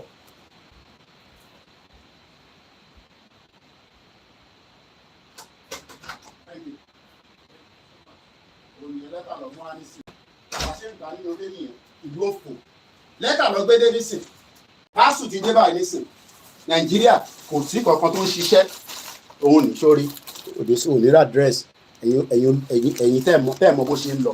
À ń sọ fún yín pé Nàìjíríà ń ṣe country logistics is one of the most òun ló lówó ju gbogbo àgbáyé logistics owó tó ń bẹ níbẹ̀ kò ń ṣe kékeré tẹ́lẹ̀ tó bá deliver lẹ́tà àbí pásù bẹ́ẹ̀ yẹn àwọn kan máa náwọn rí àwọn boys kan wà iṣẹ́ tó fi ń ṣe nìyẹn olè ni wọ́n àbí wọ́n máa order nǹkan sílé onílé ẹ má bínú pé mo kọ̀ yàbàrà díẹ̀ mo kàn fẹ́ sọ nǹkan kan bí technology work ẹ̀yin jókòó sínú analog country òfò à ń sọ fún yín pé ká upgrade ká get the hell out of this shit country. Níjọ́ náà lọ́hùn tó bá order mọ̀ ń bọ̀ ntẹ́mi order mo order kínní ilé iṣẹ́ dé ni òun ni ẹ̀ní address òun ni ó ṣẹ̀ dé ni mo dé bá nílé ni now literally some 10 years ago tí bá order nǹkan yìí àwọn kan máa order sí ilé onílé wá lọ dó sẹ́gbẹ̀ẹ́ lé yẹn àwọn tó máa ń nọ́ke gbogbo àwọn tẹ̀yìn rò pé wọ́n lówó ní London àwọn olùṣọ́ lórí burúkú àwọn ẹ̀gbọ́n olè àwọn 419 àwọn fraudsters àwọn olè púpọ̀ nínú wọ́n ti ní baggage lẹ́sẹ̀ wọ́n ní integrity kankan lọ títí mọ́ ó láwọn iṣẹ́ tó lè ṣe ní UK ó lè ṣe tó lè ṣe lamẹ́ríkà but UK ni mo sọ̀rọ̀ tó èmi ìgbé lamẹ́ríkà rí àwọn tó máa ń nọ́ke níjọ́ náà lọ́hùn wá ọ̀dẹ̀ ẹrù sílé onílé so tí postman bá ti ń bọ̀ báyìí wá kọ̀ súnmọ́ postman ni we own it ìyẹn òmùgọ̀dẹ̀ nìyẹn náà wákọ̀ sign bọ́ ṣe máa gbé ẹrù lọ nìyẹn TV oríṣiríṣi nǹkan nísìn wọ̀ bí ẹ dá bí bọ̀bọ̀ ìṣe wá deliver nísìn ó ya picture mi pẹ̀lú ẹ̀ kí wọ́n sọ pé mi kọ́ ni mo gbà nǹkan ń pè ní technology nìyẹn jókòó sí di rakatia tí Jamin sọ pé òun I'm in Los Angeles we come to meet the Nigerians association pọ̀ káàkiri Nigeria is still a country. Ẹ jẹ́ kí Yorùbá jáde nísìn ẹ rí pé Yorùbá association of physicians Yorùbá nursing Yorùbá nurser Yorùbá midwife ó máa jáde ní gbogbo all over the world tó máa register ara wọn but for now o lè sọ pé ẹni tí ṣe àti gba country náà àti gba country náà the ìjọ tá a bá ti gba country ẹ rí pé gbogbo àwọn establishment gbogbo àwọn professionals wọ́n máa lọ máa register lábẹ́ ìlú tó wà tó máa pera wọn ní Yorùbá carpenter Yorùbá plumber Yorùbá kìnìkan nísìnyí tó bá deliver parcel wọ́n máa ya picture torí pé tẹ́lẹ̀ wọ́n ti fi jalè insurance ló máa wá sanwó padà nísìnyí wọ́n ti upgrade ìtàn pè ní bí POS tẹ́yìn gbé dání yẹn so bàbá yẹn bó ṣe dé nísìn ìdí tó ṣe kànlẹ̀kùn nìyẹn parcel tó bá ti lè wọnú ilé á ya picture pẹ̀lú ẹ̀ bọ̀ nítorí pé ìtó gbé wá tóbi ó wá expect pé kí n wọlé kí n jáde ìyàwó mi dẹ̀ sọ fún mi pé nǹkan kan ń bọ̀ nílé ó máa pè mí ní sí láìpẹ́ pé because bó ṣe wá ń deliver fún ìyàwó bó ṣe ń deliver sínú ilé wọ́n ti send email sí ìyàwó mi pé password á ti deliver o má sọ pé ò rí gbà o ẹ jókòó sí di rakatia ẹ jókòó sí di nonsense and takasia ẹ jókòó sí bá ń sọ fún yín pé kinní kan ìyàn kan máa ń sọ pé àmọ́bí tán kó wa lọ ibo ló ń kó yín lọ ibo ló ń kó yín lọ mò ń bèrè ni we are on a journey mo sọ pé easy brother mi I can play audio yẹn ó send audio sí mi train ni journey yìí tó bá dúró síwájú á gba ẹ àrùn ẹ jẹgẹjẹgẹ tó bá bí ẹ̀dá ìwọ dúró síwájú train kò má tètè sá kúrò kò má tètè ó máa rún ẹ jẹgẹjẹgẹ ọlọ́njà lórí ẹ is a moving train is called a moving train ẹ jẹ́ ká wo fídíò yìí àwọn tó ń wò bá lórí software ọ̀nà méjì ni mo ti ń stream ìtò bá convenient ní kẹjọ́ kò sí kẹtì wò now ẹ jẹ́ ká gbọ́ jẹ́ kọ́ mọ̀ bó ṣe jáde ní ìlú Èkìtì in tó jẹ́ káwọn olóṣèlú yẹn sọ pé bẹ́ẹ̀ bá lọ pa Ìgbòho sílé pọ̀ lọ́rọ̀ Yorùbá nation yìí ó máa affect gbogbo tẹ́ bá fẹ́ ṣe ẹ̀yin olóṣèlú bó ṣe di pé olóyè tó fi lọ pa sílé nìyẹn in tó fi lọ pa sílé ìdí ẹ̀ lélẹ̀. jẹ́ kọ́ mọ̀ you don see Ìgbòho tó ń gbọ́.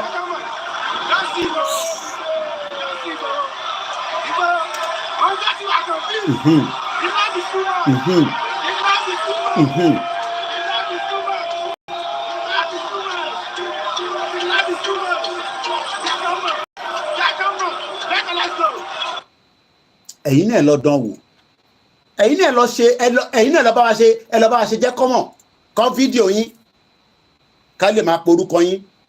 No, they are not jealous people. They are just very stupid people. They are not jealous. Ilé ìṣòro jealous. Wọ́n ò lè ṣe ìkànnà tí Ìgbòho ti ṣe. Owó ẹ̀ ní tó náà. Connection ẹ̀ ní tó Ìgbòho. Ìmọ̀lẹ̀ ti fẹ́ rí. Kílẹ̀ ń tà, kílẹ̀ ń rà. Kílẹ̀ ń rà. Tẹ́ máa fi ní connection Ìgbòho. Bàbá yín ò tó bẹ́ẹ̀. Bàbá yín gan ní connection tí Ìgbòho ní lọ́wọ́. Kílẹ̀ ń rà. Ìgbòho là ń sọ̀rọ̀ ẹ̀. A dúpẹ́ fún bàbá Akíntóyè. Bàbá dáadáa. At 89, bàbá yẹn tún ṣe kọ́ ilé. Gbogbo tó ṣe kọ́ within months. Ó wá ní ká lọ máa fi educate ara wa. Ẹ̀wà rí yẹn gbé jáde. Ṣebí ọ̀nà àbáyọ náà lélẹ́yìn. Gbogbo ala máa vote ní July 4 nísìn lágbára Ọlọ́run. Kíní mi bíi PVC tèmi wọ́n ti sẹ́ndẹ̀ wá mo fẹ́ máa fi wọ̀nyí ni ó ti wà lọ́wọ́ mi inú ilé ń bíbà òun lélẹ̀ ìbíbà ojú window mo fi sí nígbà tí mo fẹ́ make sure pé kó má di pé ẹlòmíì nísìn gbogbo tó kàn ló fi máa wò ló máa rán ojú akọ fọ́ dànù èmi ló ní kó máa wò lórí screen máa wo nǹkan míì ṣe nǹkan míì wà lẹ́gbẹ̀ẹ́ yín lé kí ló wà nílé ẹ̀yin olóṣì èmi ló kó máa wò kó máa gbọ́n tí mò ń sọ fi background mi sílẹ̀ so what is send wa òun your polling card you must bring photographic identification to vote kò ń rí bẹ́ẹ̀ tẹ́lẹ̀ torí pé àwọn kan náà ti ń dọ́gbọ́n sí nílùú yìí ìyàwó mi tẹ́ ń béèrè pé kí ni reason tó ṣe ní ká mú ID wa mo ní àwọn kan náà wọ́n máa lọ register lé káàkiri tó máa kọ̀ send káàdì sí wọn so tó bá ti dìbò ládùúgbò kan wàá tún sáré lọ sádùúgbò bòmíì but nísìn kò likely kò ní 2 ID nílùú yìí tó bá ti ní 2 identification ìyẹn la ṣe ń sọ fún yín tẹ̀yìn tẹ̀ dá kankan mọ̀ 2 ID là ń lò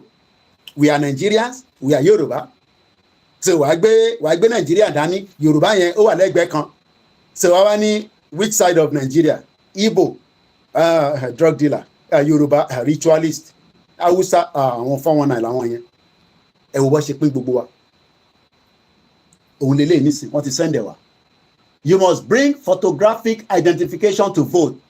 You will not be able to vote unless you show photograph. Tó o bá ti mú ID wá, o ò ní dìbò. Kò dẹ̀ ń ṣèbò tẹ́ ń dì ní Nàìjíríà òfò, tẹ́ ń para yín, tẹ́ ń gúnra yín lọ́bẹ. Kò sẹ́ni tó ń para wọn níbí báyìí. Wàá lọ san tó máa ṣe ni. Election of member of parliament for kì í máa sọ constituency yẹn jẹ́ ìfìyẹn sílẹ̀. Date of election Thursday 4th of July 2024. Vote information títí débi tí máa ti vote wọ́n ti fà dẹ́sẹ̀ síbẹ̀ kódà wọ́n tún sọ máàpẹ̀ síbẹ̀ If there's any problem, ring this number. And all the information, accept type of identification, your passport, your driver license, your biometric immigration document. Ẹ̀yin tẹ́ bá ti níwèé lọ dìbò.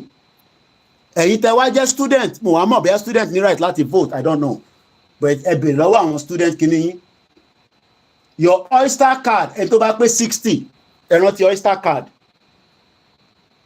À ń pé tèmi wà nínú jacket mi. Oyster card, àwọn tó bá ti pé 60 lọ máa ń fún lọ́fẹ̀ẹ́. A máa fi travel káàkiri, a máa fi lọ sí South East, wà lọ kí àwọn ìyá kù náà, àwọn ìyá dáadáa, gbogbo wọn wà mọ́ṣáláṣí nísìnyí tó ń ṣàdúrà. Èèyàn kan pè mí láti Mẹ́kà, mo miss fídíò kan yẹn lára àwọn followers wa ní UK bíbá. Wọ́n níwájú Kaaba làwọn wà táwọn ń ṣàdúrà fún wa lọ́wọ́lọ́wọ́. Wọ́n ní student náà lè vote, just take your BRP. Ẹ ṣé gan ni brother mi Olúwafọlábí, ẹ lọ vote o. Èyí tẹ́ ń gbé ní UK, go and vote. Oh, very, very important. The polling starts from 7 till 10 p.m. Ká tó kúrò lórí torí mo ti ṣe 1 hour, almost 51 minutes. Once again, kí n farabalẹ̀, kí n pass message. If you don't know what Igboho and Baba Akintoye, these two, o lè má mọ̀ wọ́n. Maybe you don't know them. Maybe you are one of those that is doing videos, doing write-ups, doing TikTok, Facebook, YouTube, voice note. Even you have set up your own WhatsApp group. If you don't know what they are doing on Yoruba Nation, you don't have to follow them. You can literally just set up your own and do your own thing and see if we follow you or not. Okay? But don't start being stupid because some of you are becoming irritating. And you know what that means? It looks like somebody that needs mental problem. You have got mental problem. You got mental problem? Are you all right? Are you all right? You all right? You're all right. Oh, all right. I'm not all right. I'm feeling some pain here. Should I call the ambulance? Maybe. Okay. Pam. Mo bodo dial abuse me. 999, police, fire, ambulance. What happened? There's a young man here. He doesn't feel all right. Okay. Can he still talk? Yes. What is his name? How old is he? What better simple question? Ẹ jẹ́ ká mú lọ sí ti Nàìjíríà. Ó ti ṣubú o. Wèrè pọ̀ ní country yẹn. No system that is working. So púpọ̀ nú ẹ̀yin tẹ́ ń sọ pé ẹ̀mọ́ tí Igboho ń ṣe wèrè ń ṣe yín lórí. Ẹ̀yin náà lọ ṣe tí Igboho ṣe. Àtiwọ́ tó ń wò mí, ìwọ náà ni. Àtiwọ́ tó ń wò mí. Ẹ pọ̀ káàkiri gbogbo àgbáyé. Kò kàwé, ọ̀rẹ́ tó kàwé. Òròmùgọ̀, orí bàbá tó kàwé. At 60, ọ̀rẹ́ tó kàwé. Kò ní bàjẹ́ fún bàbá lẹ́kìtì. Mo ní wèrè ń bẹ lórí wọn àwọn tó náà wọn mọ tí àwọn bàbá dáadáa. Bàbá Èkìtì á travel láti Èkìtì ní sóríire ni gbogbo ni mo sọ fún mi.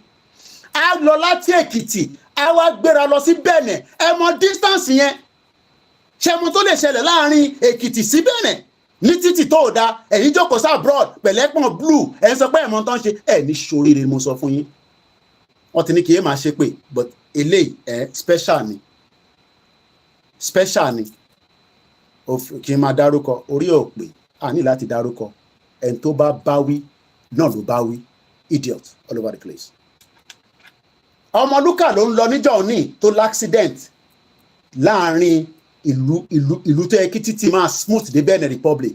Ó yẹ kí bàbá Èkìtì wọ train ni olóyè jẹ́ sáré wá lọ kí olóyè kó dẹ̀ wọ train láti Èkìtì. A kò lè connect ni ó lè jẹ́ tó máa wọ̀ débì kan a wá gbé wọnú Benin. Our drive nínú galloping nínú this nínú owó epo tó wọ́n ẹ lọ máa support wọn ẹ fún wọn lówó wọ́n nídìí owó ẹ tó bá ní pé mídíà ò nídìí owó orí ẹ má yẹ kí n bú yín nídìí owó no paper la máa fi rán ní tá à ń ṣe bíìlì lọ fún mi nísìn £4,000 ni wọ́n ní kí lọ mú wá kó bá mi upgrade website mi ṣé website yẹn nísìn ṣé èmi mò ń lò fúnra mi ṣèbí Yorùbá Nation la fi ń ṣe.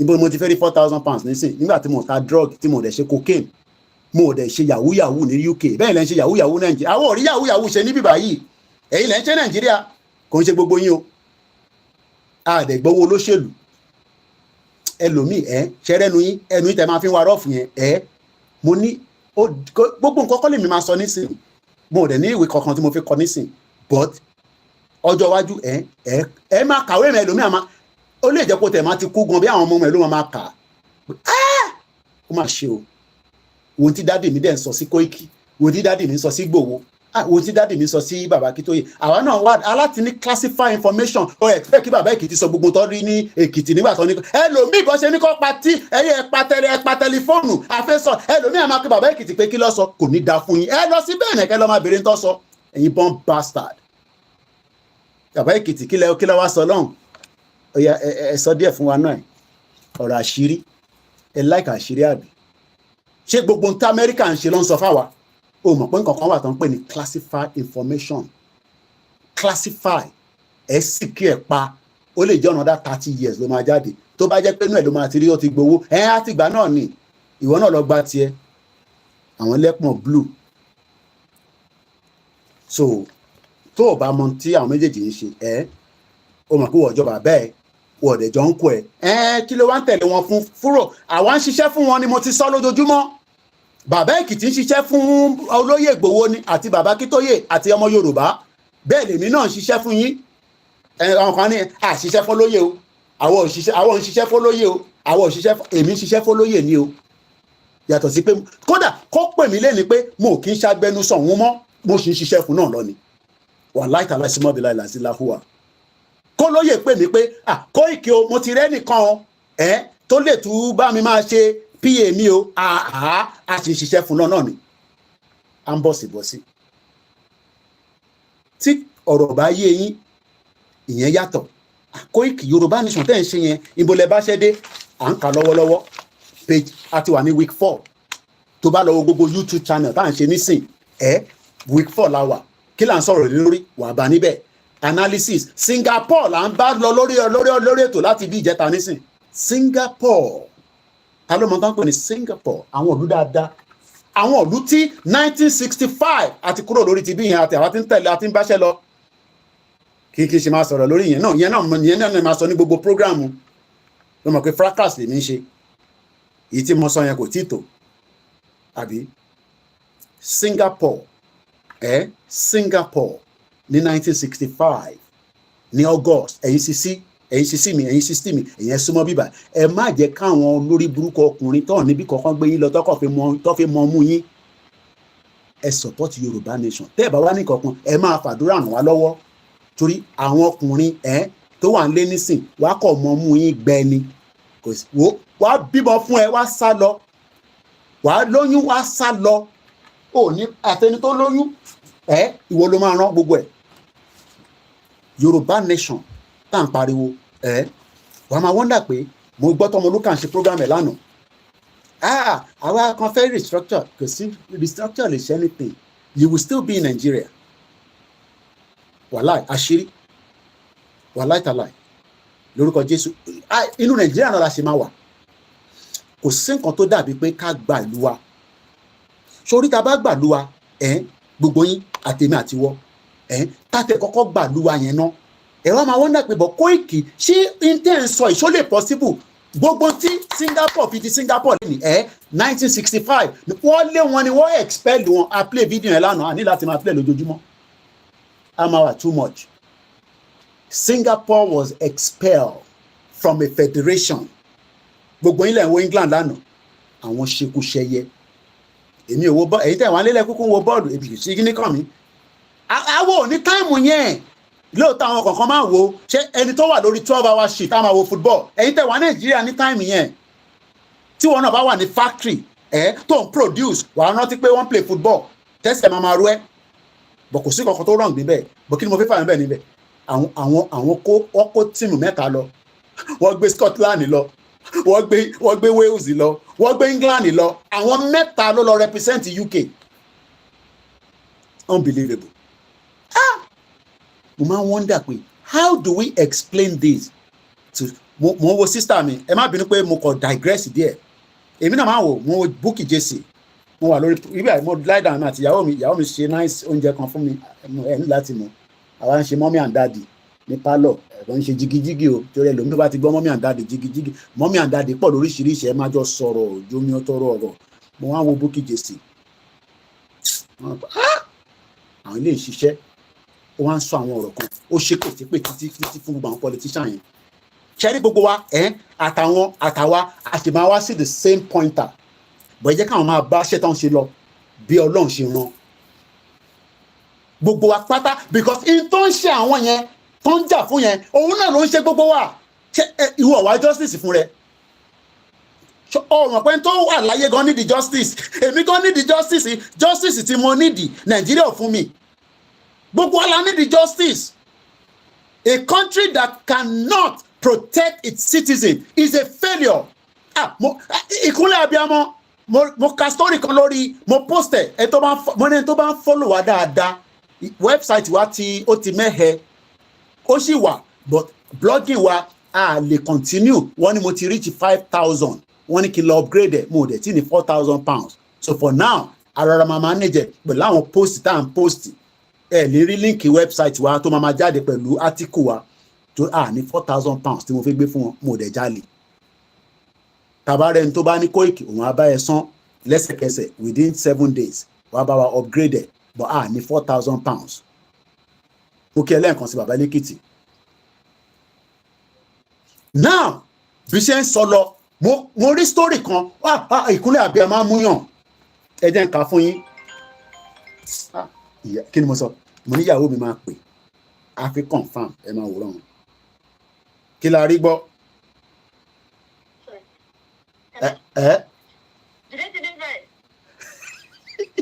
ó wà lórí live program ó ti deliver. All right. wọ́n ti send email sí ni ibi tí technology dé àwa ṣì wà government office ní Nàìjíríà kò ní email address wọ́n sì ń lo Yahoo ìlú òfò wọ́n kí government máa lo Gmail ìlú tí ẹ wá ń nù pé o lọ sí permanent spam secretary yín àbí báwo lè ti máa ń pa àwọn oríṣiríṣi àbálẹ́kìtì ló lè àwọn ọlọ́mọ káwọn gbọ́ Yorùbá dáadáa o wá lọ sí ọ́fíìsì government o wá ní commissioner ẹ fún mi káàdì yín kábíyèsí Elédùmarè báwa náà ní business card ẹ jẹ́ ń tẹ̀ sí yín lójú mo wá fẹ́ fúnyàn ní business card nísìn mo wá ní mo ní business card mi wà ń bọ̀ mo wá fún un ní business card àwọn àdójú tì mí kẹ báàgì gan ẹrù wọn ti pọ̀ jù journalist ẹlẹ́nu dúdùn ní mi ò máa kó sneakers sínú báàgì ni máa sọ pé ṣúgà wà ń bẹ kò sí tó kún ẹ o olúkálukú ló ẹ̀yin náà máa mọ tí o kálukú ló kó má pọ̀ jù ní o tí bá ti jáde ètò máa fi run yín nìyẹn bí pákó má sọ pé ẹ̀yin ìyá kan ní àpá má pè mí lẹ́yìn o Koiki arí ẹ tó ń jẹ sneakers olúkálukú ló mọ tó ń jẹ nulẹ̀ o Bukky Jesse ó sọ àwọn ọ̀rọ̀ kan lánàá ó ní pátákùn tó máa ń wọ̀ ẹ máa ká tó lọ síbẹ̀ yẹn lọ ó ṣọ̀sán gan àwọn ìyá yìí gan sẹ̀ wọ́n máa sọ now ó wá gba business card lọ́wọ́ odindi commissioner irú àwa nísìnyí tá a bá gba business card lẹ́sẹ̀kẹsẹ̀ ó ti máa mọ̀ pé government office yìí stupid ó wá ń lo Gmail ó ń lo Yahoo Mr. Olakunle at yahoo.com odindi commissioner ó jẹ́ kí state kankan báwo mo ṣe lè ṣàlàyé kíní tó lè yé yín state kankan nílẹ̀ Yorùbá ó jẹ́ kó máa operate bí country ni tó máa ní server tiẹ̀ ẹ mọ̀ pé gbogbo ṣẹ́ tá à ń ṣe lórí Facebook yìí ǹjẹ́ yìí ever béèrè pé gbogbo Koiki yàtọ̀ sí wo tó ní o máa ń record tiẹ̀ tó máa ń download ẹ̀ àwọn bàbá lẹ́kìtì àwọn ọmọ lúkà gbogbo fídíò wọn níbo ló wà kábíyèsí Elédùmarè Ọlọ́run ọba báwo ni wọ́n ṣe lè ṣàlàyé fáwọn èèyàn wa ṣé ẹ mọ̀ pé state kankan lè máa host on behalf of African countries and all over the world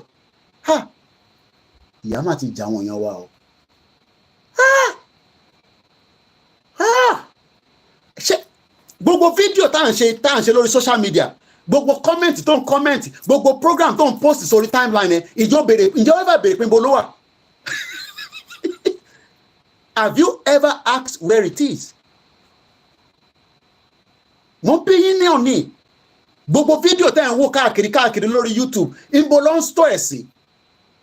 Do you know the amount of people that are doing mo wọlé lọ́sàn-án tó tọ́mọ mi wò mo wà ibo lẹ́mọ̀ tó ń store ẹ̀ sí. tèmi lélẹ̀ nísì èmi ti download ẹ̀ wálẹ̀ èmi save ẹ̀ torí ọjọ́ iwájú torí ọjọ́ ọ̀la torí tó bá close the Facebook channel mi mo gbogbo tí mo ṣe ó wà lọ́wọ́ mi. Do you know that itself is a lot of money? Ẹ wá imagine kí Èkìtì state kó jẹ́ ibi tí gbogbo server máa wà. Ìyá ó ti fìyà jẹ wá kò ní da fáwọn òyìnbó yìí. Wọ́n ti mú wa ní mugun. Mo rí kọ́mẹ́ǹtì dáadáa ọ̀nà yẹn jìn. Mr. Even company in abroad doesn't use Gmail. Company máa lo Gmail kẹ̀. Company ò gbọ́dọ̀ lo Gmail. Private kìíní ní Gmail ó gbọ́dọ̀ ní Koikimedia info@ kó wá máa sọ pé Gmail koikimedia.info àbí whatever tó bá máa jẹ. Wọ́n ti fi àjà àwọn èèyàn wá nílé. Ẹ mọ value state kankan. Èèyàn mọ́jọ́lá yẹn kan ní ẹ̀dàbà Koiki tá bá kúrò nílẹ̀ Yorùbá kí ebílá ọ̀rọ̀ ata là ń sọ ni à ń sọ̀rọ̀ technology. Singapore mo sọ fún yín lánàá nígbà táwọn bẹ́tò lọ a máa sọ̀rọ̀ nípa ọmọ kan tí mo ní kú lọ́nà Ẹdó tó rape mò ń bọ̀ níbẹ̀. Chip tó yí gbogbo phone tá à ń rí gbogbo gadget Singapore wà lára àwọn produce kí la pè semiconductor àbí whatever a pè lánàá òyìnbó yẹn ti pọ̀ jù. The future is bright if we become an independent country. But látara pé ẹ̀yin náà wá interfaith karika shop nínú àwọn olóṣèlú olè, they've taken you away from the right thing to understand what we are discussing. Because in tá à ń sọ̀rọ̀ lé lórí mo kí ẹ má bínú pé mo dárúkọ gbogbo yín but a lè máa fi comment along the line mo kí wà media as well. One thing we need to understand is that staying longer in Nigeria is literally holding us backwards. It's not giving us progress. It's not giving us anything. Because since tí wọ́n ti dá Nigeria sílẹ̀ kò support wa gẹ́gẹ́ bí ìran ọmọ aládé kàkà bẹ́ẹ̀ ó ń dá wa padà sẹ́yìn ni. Wọ́n ní they produce IC intercalated circuit àwọn tó mọ̀ nípa tech. There will be vast amount of opportunity. Ṣé wá wá mọ̀ pé a máa náà tó máa ṣiṣẹ́ on our behalf àwa la máa wá jẹ́ boss. You understand? Ṣé wọ́n tó wà ní at abroad náà ní bíbá náà but mostly Qatar wọ́n rò èmi ò dé airport wọn rí o. Ìkan náà tíìmù akàn gba airport yẹn kọjá láìpẹ́ yìí. Ó ní ọ̀gá mo ní kí ló ṣe kí wọ́n máa pariwo bẹ́ẹ̀ yẹn airport ló wà. Ó ní tóun bá ní airport yìí ò dá rárá. Mo ní kí ló ṣẹlẹ̀? Ó ní airport yìí ti tóbi jù. Ó ń travel lọ ó ń rìnrìn àjò kan lọ. Ó ní ọ̀gá ó ní wọ́n máa pariwo airport ló wà wọ́n yẹ kó máa mọ́lẹ̀ bẹ́ẹ̀ yẹn o. Ó wá náà àwọn ọmọ Kenya ni wọ́n employ sí airport wọn ní Qatar wọ́n ròyìn airport yẹn bó ṣe tóbi tó.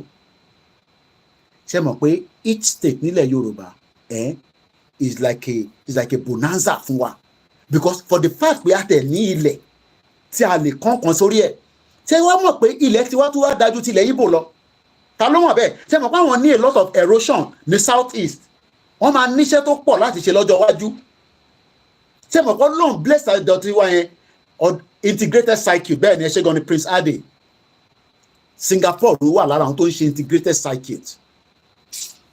Now kíní ó ti wà lọ́wọ́ mi ti pẹ́ délé nígbà náà ni máa ń gbé sí gbogbo kíní tẹ̀ ń rí nísìn German ló máa ti fẹ́ ṣe lé by hearing or whatever àwọn máa fi ń ṣe studio náà ni mo fẹ́ send ẹ̀ sí Nàìjíríà tẹ́lẹ̀ náà ni pé káwọn ọmọ wa lè máa ká máa lò ó kọ̀ọ̀kan bẹ́ẹ̀ lọ lájọ tó ti wà nígbà náà bó ṣe wà ní. Ṣé mọ̀ pé each of these things ó ní the circuit kan láti wà nínú ẹ̀ sometimes wọ́n ju kékeré báyìí lọ integrated circuit oníṣẹ́ tó ń ṣe. But how our people fail to understand that Nigeria has failed.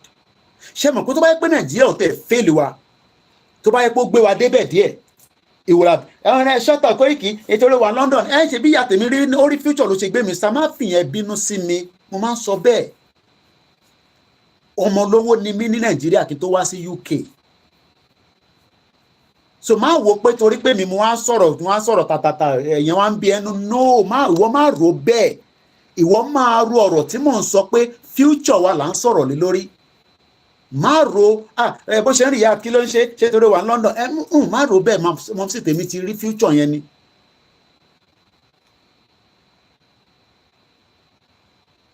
The future in Nigeria is not bright, and it can never be bright. If anybody tells you the future will be bright, irọ́ ló wà níbẹ̀. Bàbí ṣe sọ fún ẹ, wàláì. If anybody is telling you that, oh, irọ́ ni Koiki ń pa o, don't go and be, believing what Koiki is saying. Ẹni yẹn gangan, mo ń bọ̀ mo fẹ́ raise kíní tí mo fi ṣe program níbí bá, mo jẹ́ ń gbé airport mi síbẹ̀.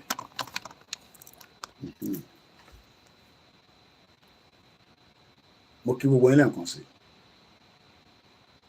If many of you understand what could be the outcome of a country tá à ń pariwo ẹ̀, ṣé mo pé a ṣe máa ní sójà tiwa? That means pé ìwọ ló nídìí láti ṣe lọ gba lẹ́tà lọ́wọ́ baálẹ̀ kankan. You will be able to be employed into the Yoruba military. I'm allowed to train from proper squad bí àwọn tí UK máa ń pè wọ́n ní SAS. A máa ṣe ní police tiwa. A ní láti ṣe máa hustle púpọ̀ because job opportunity yẹn máa kọ́kọ́ wà. A máa ní gbogbo in tó wà Nàìjíríà nísìn, àwa náà máa wá ní tọ̀dọ̀ tiwa tá a máa pè ní Yorùbá police, Yorùbá army, Yorùbá secret force, Yorùbá CID, different things. But because many people seems that Koiki gbogbo tẹ́ ń sọ kò lè work out ẹ̀ṣẹ̀ ń tètè sọ yìí ó máa pẹ́ o, kò lè pẹ́ o, and I'm being honest now. Ẹ̀yin lẹ́ ń rò pé ó máa pẹ́, kò lè pẹ́. Because if only less than some years back, ní 1965, ìlú kan jáde tán pè ní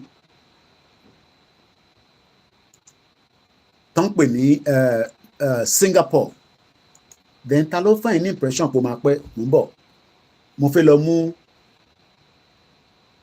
tẹ̀bárí tó ń lọ lọ́wọ́lọ́wọ́ ní Kenya nísìn now kí tó lọ sọ́dọ̀ Pilado, mo sọ fún yín pé UK mo rí website wọn. I'm gonna show it on the software. Fẹ́yìn tẹ́ ń wò mí lórí software, ẹ jẹ́ ká lọ sórí backend. Ẹ̀yin tẹ́ wà lórí phone, you might not be able to see it. I'm streaming on multiple channels. Sometimes mo máa ń fi test because internet mi nílé mo fi test it. So sometimes I use a full broadcast as I'm doing right now. So mo ń bọ̀. Mo kí gbogbo yín lẹ́ẹ̀kan sí láì yọ ẹnìkankan sílẹ̀, àtọmọdé o àtàgbàlagbà, Ọlọ́run dẹ̀ ní jẹ́ káwa jọra wa lójú. Okay, now ẹ̀yin tẹ́ wà lórí software, ṣé ẹ rí Twitter handle the British High Commissioner Nàìjíríà nìyẹn. Wọ́n tuntun polówó university fáwọn tó wà Nàìjíríà. Come and study in UK Business Center. Come and study in UK Business Center. Ẹ jẹ́ ká jọ lọ síbẹ̀, ẹ jẹ́ n gbé yín débẹ̀.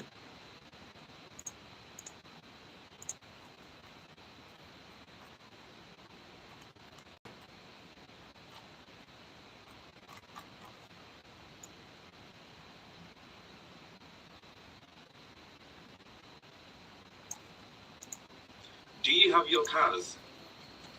Along with your cars, do you have your cars? Along with your cars, you will need to submit your passport. You may also need to submit financial proof, ATAS, TB test, financial consent from sponsor, and if you're under 18, parental consent and proof of relationship. Apply now on gov.uk/student-visa/apply. UK. What in Polo? Do you have financial? Most of us don't have it. We're telling lies to the system so that we can just get to UK. I wish you the best of luck if you can get here. But most of us are telling lies. We are not rich enough to fund the UK education system. But we need it just to jackpot, and there's nothing wrong in that. I am not against it. Don't get wrong.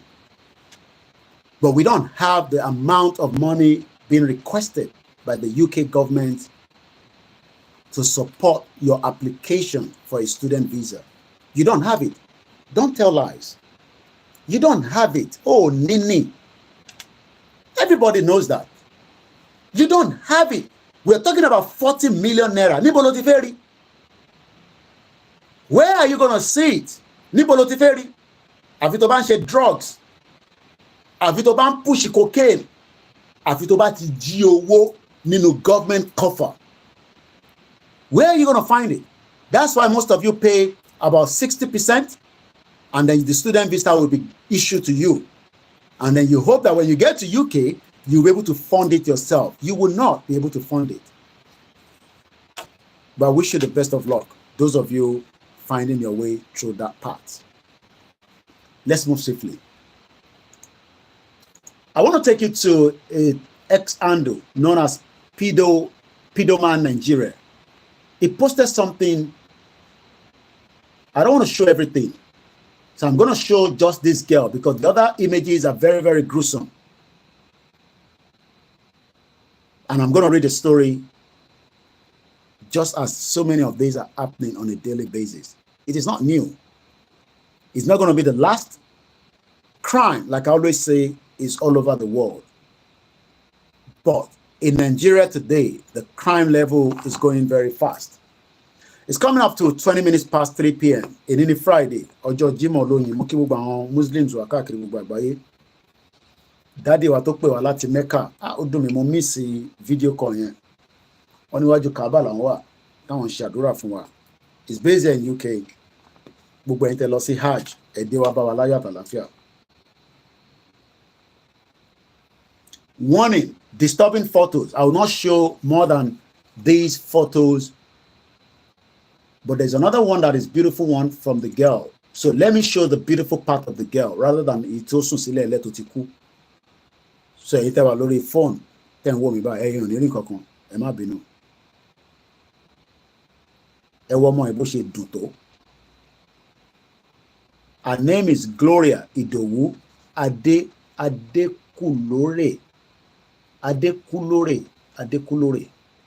She's only 22 years old. Bàbá l'Èkìtì bẹ́ẹ̀ ni wọ́n ní Èkìtì ń gbóná burúkú báyìí wàláì látànà. Màá sọ̀rọ̀ lé lórí mò ń bọ̀.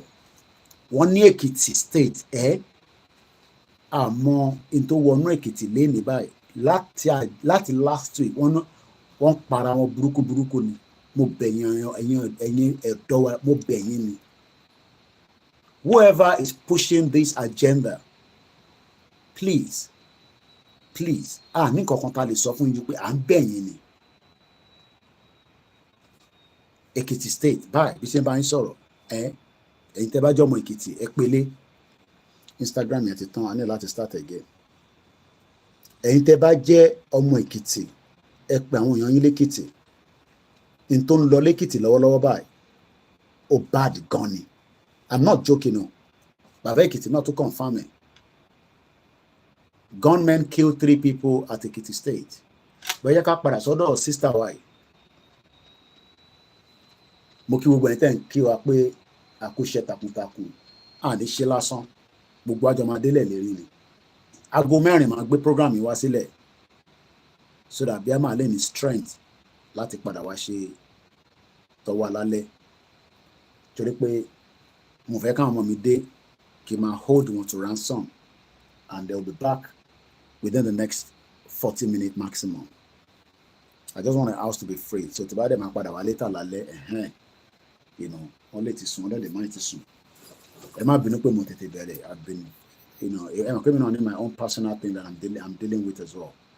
Gloria Idowu Adekulore, a 22-year-old Uniben graduate who just finished her exam ní April ọdún 2024, was kidnapped, tortured, gang raped, and murdered in Edo State.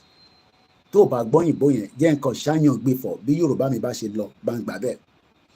Wọ́n ní arábìnrin tí à ń sọ̀rọ̀ ẹ̀ yìí, wọ́n ní ká sunkún fún justice. Arábìnrin tá à ń sọ̀rọ̀ ẹ̀ ni wọ́n ń pè ní Gloria Idowu Adekulore. So a mọ̀ nísìn pé ọmọ Yorùbá ni. Ọmọ Yorùbá ní kọ́kọ́, ọmọ ènìyàn ni, kò ń ṣọmọ ẹranko. Ẹni tí ẹ̀mí sì wà lára ẹ̀ títí dìgbà kan kó tó di pé wọ́n bá sùn pẹ̀lú tipátipá lẹ́yìn ìgbà tí wọ́n jí gbé. Tó bá tẹ̀ wá bá sùn tó fi sílẹ̀ pé máa lọ, á kọ̀ mọ̀ pé ìfẹ́ẹ̀tì PTSD yẹn á lọ máa dín pẹ̀lú ẹ̀, á lè wọ́wọ́ fún kó máa fi lọ tọ́jú ẹ̀, torí pé gbogbo ẹni tó bá rape ló lè mọ tí ó ṣẹlẹ̀ sóhun. Ó wá padà tún pa. Ó má ṣe níyà, ẹja kà sí iwájú sí. Wọ́n ló ṣe parí ìdánwò ẹ̀ nínú ọdún yìí, ìyẹn ní oṣù kẹrin inú ọdún yìí, April.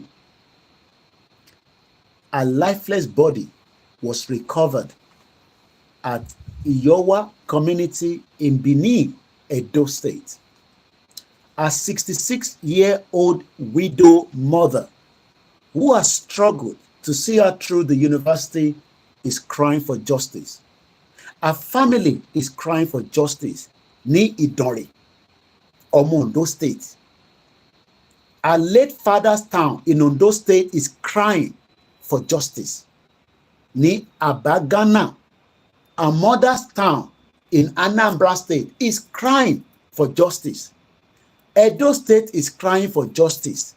University of Benin is crying for justice. Nigerian women are crying for justice. Kidnapping, raping, murdering of women in Nigeria is getting out of control. Nigerian youth are crying for justice. The life of an innocent youth has just been wasted by some heartless kidnapping demons. We need justice. We need it fast. A graduate of biochemistry who has not gone for NYSC before the brutal killing. Nigeria is a crime scene, and nobody is safe, be it teenager, adult, age, or children. Kidnapping and violent crimes are spreading like wildfire, consuming almost every home. Tí bá wá type sórí timeline mi pé Nigeria is a zoo, ọmọ Yorùbá máa attack ní wọ́n bẹ̀. A nílé bàbá mi ní zoo, a nílé ìyá mi ní zoo. Let's even accept that she was killed now. How do we find the killers? I'm asking everybody. Báwo la ṣe máa rí ẹni tó pa sister wa yìí? Because she's a sister. We don't have to be from the same mother. We don't have to be from the same father. But she is a sister to you and me. How do we tell a mother? Ṣé rántí pé same age ni arábìnrin àti Àyànwọlá Bámiṣé. A ti máa ń gbàgbé, àwa máa gbàgbé pé ṣebí bí family ẹ̀ bá wà affected ló máa rántí. The same thing tó ṣe fún Bámiṣé. Eléyìí nísìn àmọ́ tó yọ lára ẹ̀. But a gbọ́ pé wọ́n gang rape ẹ̀, wọ́n bá sùn tipátipá. Ó wá pa. Ó ṣe parí exam. Kò tẹ̀ tí lọ ṣe NYSC. NYSC ẹ̀ sì di ìgbàkígbà tó bá fẹ́ wáyé. Ó sì ní ìyá kò ní bàbá mọ́. Kábíyèsí Olódùmarè. Rẹ́rẹ́ ń rún nílùú yẹn. Now, ǹjẹ́ a lè wá ikú tó pa arábìnrin? Mo béèrè ni o, ẹ bá ń fi sínú comment section. Ǹjẹ́ a lè rí ikú tó pa ká tẹ̀ rí pé irú ikú báyìí ló pa o, kó ṣe forensic? Ṣèbí forensic ni àwọn kan pariwo lẹ́nujọ́ mẹ́ta ẹ̀, àwọn ò fẹ́ lọ síbẹ̀ nítorí pé àfẹ́ wà diverted, àwọn tó ń ṣe lọ kọ́lọ́ máa fún wọn ṣe. Ǹjẹ́ a lè ṣe crime scene pé níbi tọ́mọ ikú sí o, ká wá ìtọ́tọ́ tú sílẹ̀ lẹ̀, ká mú lọ sí lab? Ṣèbí irú iṣẹ́ tọ́mọ yìí fẹ́ ṣe náà nìyẹn tán pè ní biochemistry. Ìlú òyìnbó kárí láyé, crime tó ti ṣẹlẹ̀ bí 30 years ago, wàá máa gbọ́ pé a ti máa ṣe padà torí pé àwa satisfied. A gbọ́ ní ìlú yìí pé girl kan ní 1985-83 bàbá rẹ̀ ń bá sùn, bàbá ẹ̀ nísìn wọ́n ti charge. Ṣé is this how you want our life to continue? So kákọ̀ máa pariwo, ìyẹn mo ṣe sọ pé Yorùbá nation inú ilẹ̀ Yorùbá láti máa bí, but àwa diaspora ní iṣẹ́ tá a máa ṣe ni, ara iṣẹ́ tá a máa ṣe òun là ń bá lọ lọ́wọ́lọ́wọ́ yìí. Ìkúnlẹ̀ abiyamọ o, mo kí bàbá mi sùn lódò, rẹ́rẹ́ ń rún nílé, ẹnì kan ló mọ̀, ẹ̀wọ̀ ọmọ bó ṣe fine. Ẹ̀yin náà ẹ̀yin tẹ́ ẹ̀rẹ́ ẹ̀tẹ́ bá lọ sórí the other 13th stream ẹ̀rí ń bẹ̀, ẹ̀wọ̀ bó ṣe dùn, ọmọ 22 ọyàn kí ẹ̀. Ẹ̀yin tẹ́ ń lọ patí káàkiri nílẹ̀ Yorùbá, èmi ò ní kẹ́ má ṣe patí, kẹ́ má lọ patí o. Ẹ̀yin sisters mi, mo mọ̀ pé ẹ̀ ń wò mí báyìí, mo nífẹ̀ẹ́ yín ni mo ṣe ń sọ fún yín o. Ṣẹ̀rí Abẹ́òkúta lọ́wọ́ Ogun State generally ẹ wà very careful. Gbogbo other state náà ẹ wà careful, but Ogun State specifically ẹ wà 300. Ẹ má get carried away. Ibi tẹ́ ti ń jẹ ṣàwámà yẹn kó má yẹ pé ètò máa jẹ gbẹ̀yìn nìyẹn. Ibi tó ti ń wá ṣàwámà tó fẹ́ jẹ tó rí jẹ láti bí ijọ́ mẹ́ta tó wá sọ fún yín pé pàtí kan wà, òde kan wà, wọ́n máa ṣe ṣàwámà, wọ́n máa ṣe pínpín, wọ́n máa ṣe àsun, lọ síbẹ̀, but ojúlala kan fi ṣọ́rí. Let somebody know. Sọ fún ẹ̀gbọ́n ẹ kan, sọ fún ọ̀rẹ́ ẹ kan pé àwọn pè mí sí pàtí kan, tan location ẹ, jẹ́ káwọn èèyàn mọ location bí tó wà. Tó bá báwo lè ṣe máa ń live bí tí bá ti ń kúrò, yàtọ̀ sí pé àwa náà even though pé ìlú wà secure, tí bá ti jáde lé màá sọ fún ìyàwó mi pé ibi ìwà mo wà, ibi ìwà mo dé nísìn. If there is any reason pé mo fẹ́ kúrò ní ibi tí mo wà yẹn, if there is any reason, mo gbọ́dọ̀ inform ìyàwó mi pé mo tún kúrò ní ibi báyìí o, ibi báyìí ni mò ń lọ o. Ní London ta lè sọ pé ó wà secure to some extent, Ọlọ́run ló ní security, but ẹ̀yin tẹ́ wọ́n wà Nàìjíríà bẹ́ẹ̀ mo fẹ́ kọ́ mọ ibi tí mò ń lọ, má ṣe yẹn nísìn, ọ̀rọ̀ Nàìjíríà ti kọjá bẹ́ẹ̀, mo bẹ́ẹ̀ má ṣe bẹ́ẹ̀. Let somebody know where you're going to. The country is boiling. Yàtọ̀ sọ́dọ̀ Yorùbá, Nigeria is boiling gidi. 120,000 lólórí burúkú Nigeria military ní àwọn Boko Haram tó surrender. Kọ̀ọ̀rọ̀ yẹn ò tẹ̀ fi yé nígbà tí mo kàkà lánàá. 120,000 Boko Haram have been. Wọ́n náà wọ́n surrender. Ó dá àwọn tó ti pààyàn rí, àwọn tó ti báyàn sùn rí, tó ti rape, wọ́n náà wọ́n surrender. So gọ́ọ̀mẹ̀ntì àti wàá máa lọ tọ́jú àwọn yẹn. Aráàlú wà ń bẹ̀ wọ̀ tọ́jú ẹ̀. Gọ́ọ̀mẹ̀ntì àwa máa lọ tọ́jú àwọn criminals. So kọ́lọ́run Elédùmarè kó bá wa tẹ́ sísítà wa ìsáfẹ́fẹ́ rẹ̀, ìyẹn Glory Ìdòwú Adékùlórè láti ọmọ Oǹdó, ìyá ọmọ Anambra, ìyá rẹ̀ opó, ọba tó pa lọ́mọ, jẹ́rìí pé ìkẹta síbi ó ní bó ṣe jẹ́. I don't even know where to go again. Let's come out from there and just, I don't know.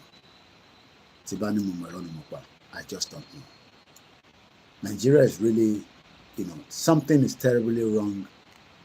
That if nobody continue to tell you that, you are tired to continue to inform millions of you that must of the problem today in Nigeria is man-made. Man-made.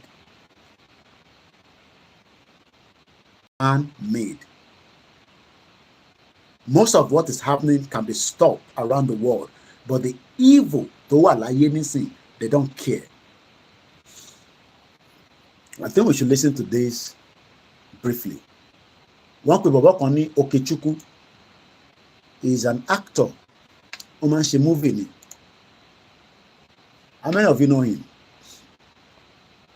Okay, I don't put the other channel on so many láti lọ mú. Mo kí gbogbo ẹ̀yin tẹ́ ń gbọ́ wa. Àtẹ̀tó máa tún program yìí gbọ́. I am streaming on multiple places, so it's the same thing. It's just that the size will be different depending on where you're watching it from. Okay, I already know our live. I do for long. Ẹ jẹ́ ká gbọ́ the agenda of the West. Kò dára rárá fún wa o. Ẹ gbọ́ mi yé. Kí ni mo sọ mo ní the agenda of the West kò dára rárá. Agenda tó ní sí wa ò dára rárá. Àníyàn wọn ò dá sí wa rárá. Ìkà ni wọn. Òkè wọn lélẹ̀ bẹ́ẹ̀ ló wà. Agenda wọn kò dára rárá. Don't get carried away. Don't go Bill Gates, kìíní kan Gates, irọ́ ló wà níbẹ̀. Number one, à ń sọ̀rọ̀ nípa GMO. Ìsìn bẹ́ẹ̀ mi pé kí n sọ fún Tinubu pé kó jọ kó bá wa ṣe bọ́dà. Ebi ìfẹ́ pa àwọn èèyàn kú. So a máa ṣe program lé lórí. Kí Jagaban bá wa ṣe. But the agenda of the West against us. Video 34 minutes ni. Mo ní lè play gbogbo ẹ̀ tán. But màá kọ́ play ìwọ̀nba díẹ̀ nínú ẹ̀. Mo ní lè play gbogbo ẹ̀ tán, má bínú. Mo kí gbogbo ẹ̀yin èèyàn wa akópalẹ̀mọ́ weekend. Mr. Samson Adékúnlé mo kí yín. Grandma Felicia mo kí yín. Ẹ jẹ́ appreciate àwọn èèyàn wa torí pé in case tí n bá lọ ní enough time láti appreciate yín mọ́. Bàbá mi Lukman Ọláìdé, assalamu alaikum. Mo kí gbogbo akó ìsinmi ẹ̀mí. Báríkà Jímọ̀ fún gbogbo àwa èèyàn ti ẹ̀sìn Mùsùlùmí. Mo ń gbọ́ Ọba Solomon lánàá náà, quite a very deep conversation. Yakubu Jímọ̀ mo kí yín sà. Àṣírí ìkọ̀kọ̀ Elédùmarè mo kí yín o. Ìyá wa Táíwò Kíkẹ́ Fásánmi mo kí yín. Bàbá mi Ọlárìnwájú Rótìmí, ẹ̀gbọ́n mi Simon Oyèdáre Adébísí mo kí yín. Grandma Felicia Àjàgbé mo kí yín mà. Àmàrìyìnbá Ọ̀rúnmìlà Ọláìfá. There's a couple of programs that is also coming up.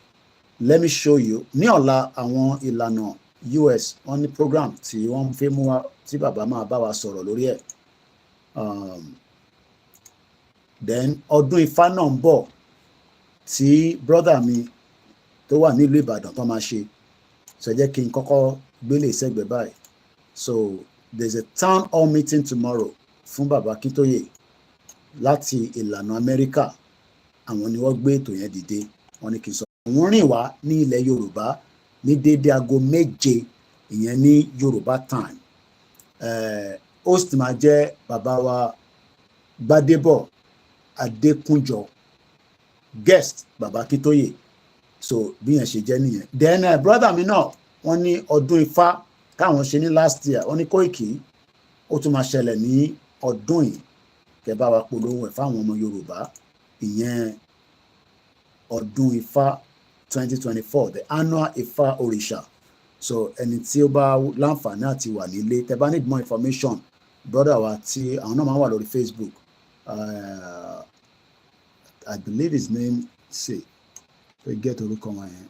Ifáwùyí Fájìmí is a very popular on the so Ìbàdàn lọ́wọ́. A lọ ní last year mo lè ti fún wọn ní pé media wa máa wà available láti fún wọn ní whatever assistance to cover that. So let's just play. Ẹ má worry nípa script ni. Ẹ jẹ́ ká kọ́ gbọ́ díẹ̀ nípa fídíò yìí. Ẹ̀yin tó kọ́ ẹ̀kọ́ máa gbọ́ díò yẹn ni. Again quickly mo appreciate gbogbo ẹ̀yin tí ẹ dá sí ètò náà ní ọ̀sán yìí. Ìyá wa Grace Olúṣòótọ́ mo kí gbogbo R1. Mo kí Alhaji Alabi Bashiru Ọlọ́banṣọ́yìn dé padà. Ẹ̀gbọ́n mi Gbèjàmí Ọlọ́run ó mà tọ́jọ́ mẹ́ta ṣé àlàáfíà ni ẹ wà? Ọba Elédùmarè á bá wa pẹ̀lú yín. Ó tójọ́ mẹ́ta mo gbóhùn yín rárá. Ṣéṣẹ́ ló gbé yín lọ ni? Ẹ̀ẹ́dẹ̀ fún wa ní owó ọdún àárín kankan látọ̀dọ̀ yín lẹ́nu ọjọ́ mẹ́ta yìí. Brother mi Olúwafẹ́mi Abídèmí mo kí yín. On all the platform, ìyàwó Ọlájíre, Grandma Elizabeth mo kí yín. Adẹ̀kú ìsinmi ní safety domain mo kí gbogbo yín lẹ́ẹ̀kan sí.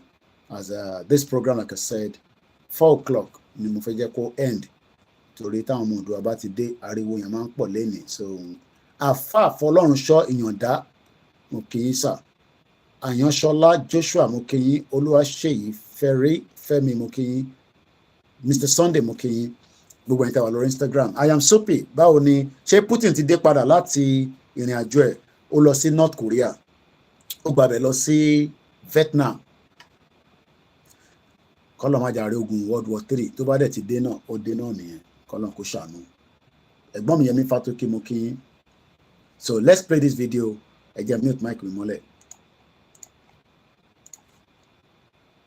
You raised an alarm through a letter you transmitted to the National Assembly, the Senate specifically. And in that letter, in fact, you touched the whole world. You copied the UN, you copied ILO, you copied the Conference of Bishops in Africa, Asia, Europe. You touched everywhere in the world. And you talked about a planned genocide of doctors in Nigeria. It's very disturbing. Can you explain or expand on that and let us know what is happening really? Yes, thank you very much for highlighting this issue.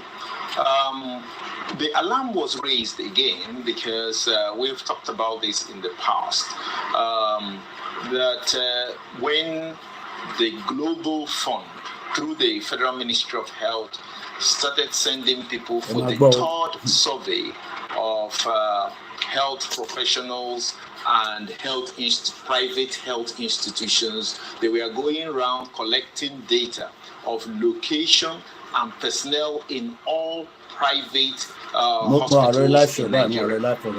And this data they are actually collecting that's totally unconstitutional. You cannot collect private data for any purpose, first without seeking the consent of the organizations involved, personal consent of the people involved, and explaining to them what this data is for.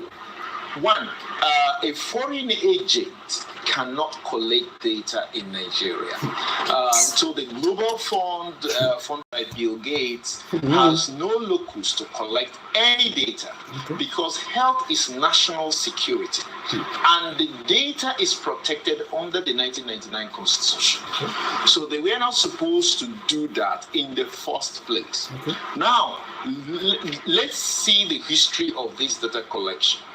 They had approached the association. Then I was the chairman of the Association of Private and Medical Practitioners of Nigeria, Imo State, and we went to a national council, national executive meeting in Aba, and they came there to ask us that they want to collect data from the Global Fund funded by Bill Gates. Just a minute, sir. Is it the Bill Gates group that approached, or they approached you through an intermediary? No, the Bill Gates group was funding an NGO who came to make a presentation at the National Executive meeting, telling us they want the data to make yellow pages.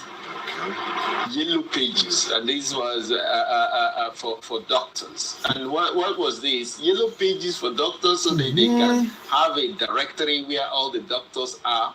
Now they were asking for a number of things. They were asking for photographs.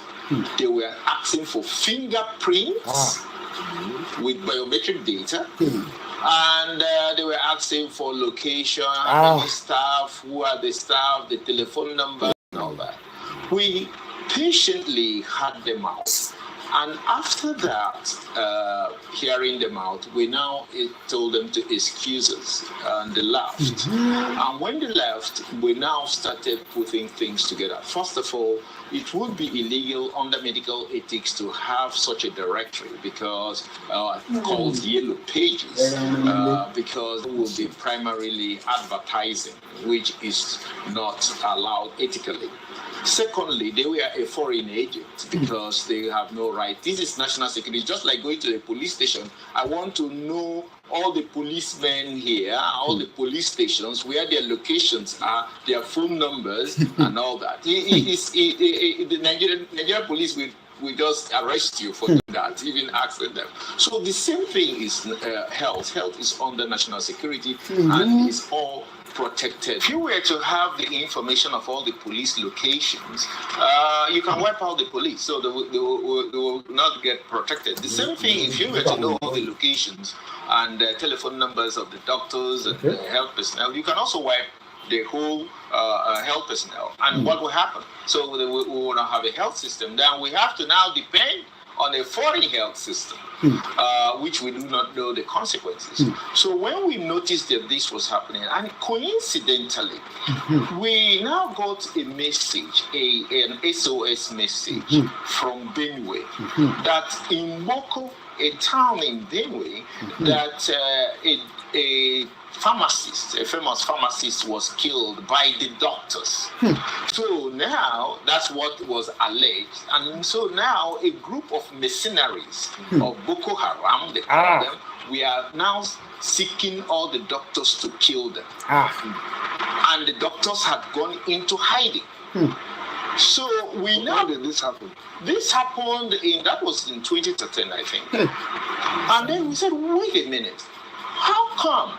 They said, no, there was a professional field that the doctor said that the pharmacist was attending to and taking away their patients, and the pharmacist denied it, and all of a sudden they killed they alleged that the doctors killed the pharmacist, and now the pharmacist and their association hired some mercenaries to go and kill the doctor. So we now understood that actually this was a setup, and a well-conspired setup by the people who were talking to us, the Bill Gates organization, and they were using their mercenaries to attack doctors. So we really understood that the people who were talking to us were, even before they got a formal cooperative MOU from us to participate in their program, they were already going to the fields and collecting data because the Sherry Interang boy.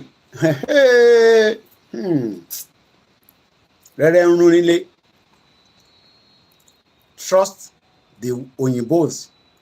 Mom see me like him up one English anyway. Ẹ jẹ́ ká tún lọ gbọ́nà that video. Ẹ jẹ́ ń gbélé sẹ́gbẹ̀ẹ́ báyìí. Sherry GMO mú aláti fara balẹ̀ ṣe program ẹ̀ ni kò ń ṣe ti máa rush ṣe. GMO kò ń ṣe ti máa rush, but kọ́lọ́n jẹ́ kí n tètè wá rí fídíò tí mo post yẹn. Mo ń bọ̀, ẹ jẹ́ n padà sórí page mi lórí kọ́lọ́n jẹ́ kí n tètè rí. Kill African Confidential sọ níbí. The real reason Nigeria hate Nnamdi Kanu is not because they have any concrete proof. He's violent. They hate him deep down because he's not pacified and submissive. Sorry. Ta ló ti ráwọn adìyẹ tó ń ṣe lẹ́nu ọjọ́ mẹ́ta yìí?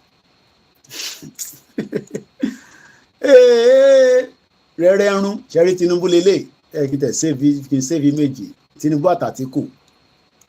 Ṣégè Banza. No, Shege, Premium Shege àti Shege Banza. Buhari Shege, Tinubu Premium Shege, Atiku Shege Banza. Èwo lẹ́yìn múnú mẹ́tẹ̀ẹ̀ta. Buhari Shege, Tinubu Premium Shege, Atiku Shege Banza. Ẹ bá ń fi sínú comment section.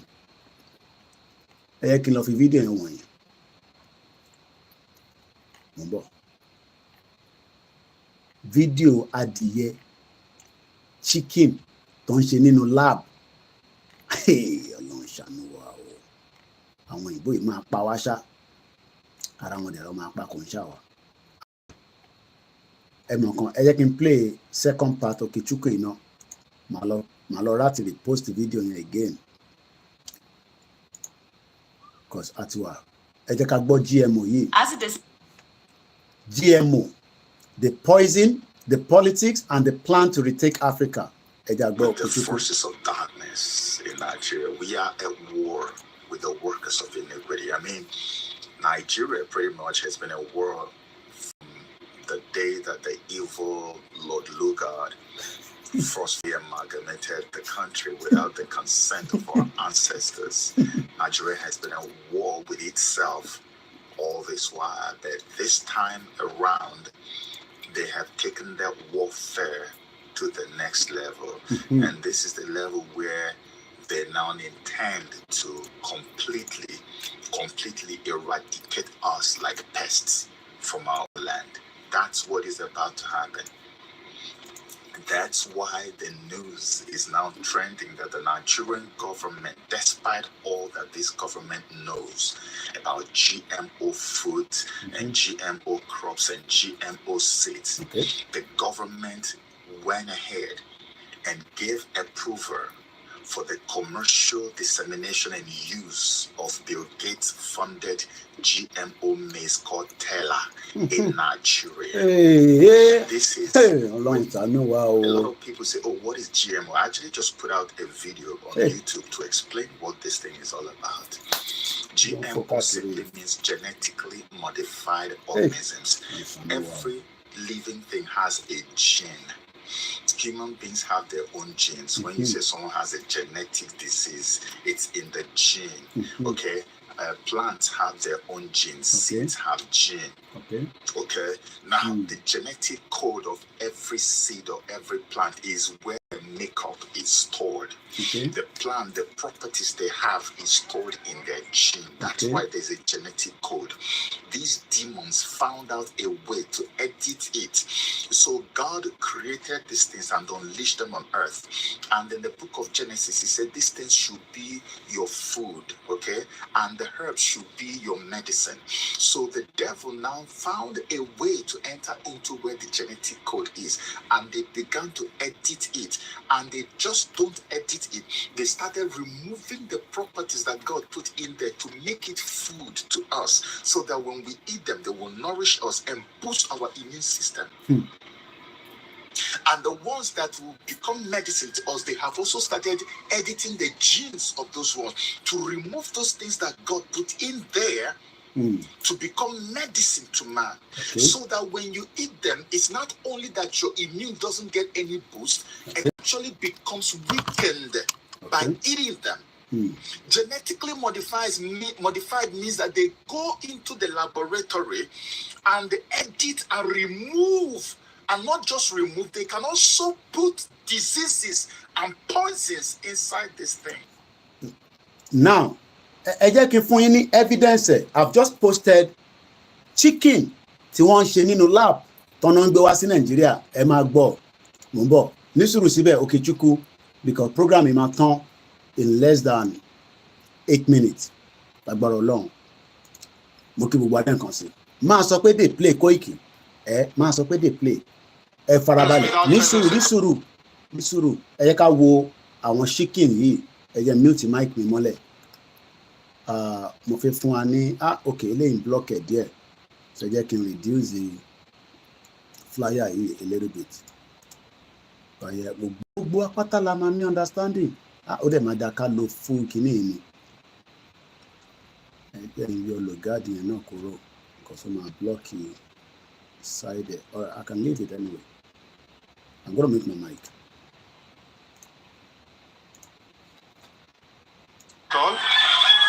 Can we have a look? Sure, let's go. Right. Chickens with the gene to make feathers. I'm fascinated to see what they look like. Oh, it's hot in here. Yeah, it is hot. And here they are, the featherless chickens. They look like miniature dinosaurs. What we have here is that the original mutant. This is a female. She's amazingly smooth. Yeah. It's quite extraordinary. This is the male.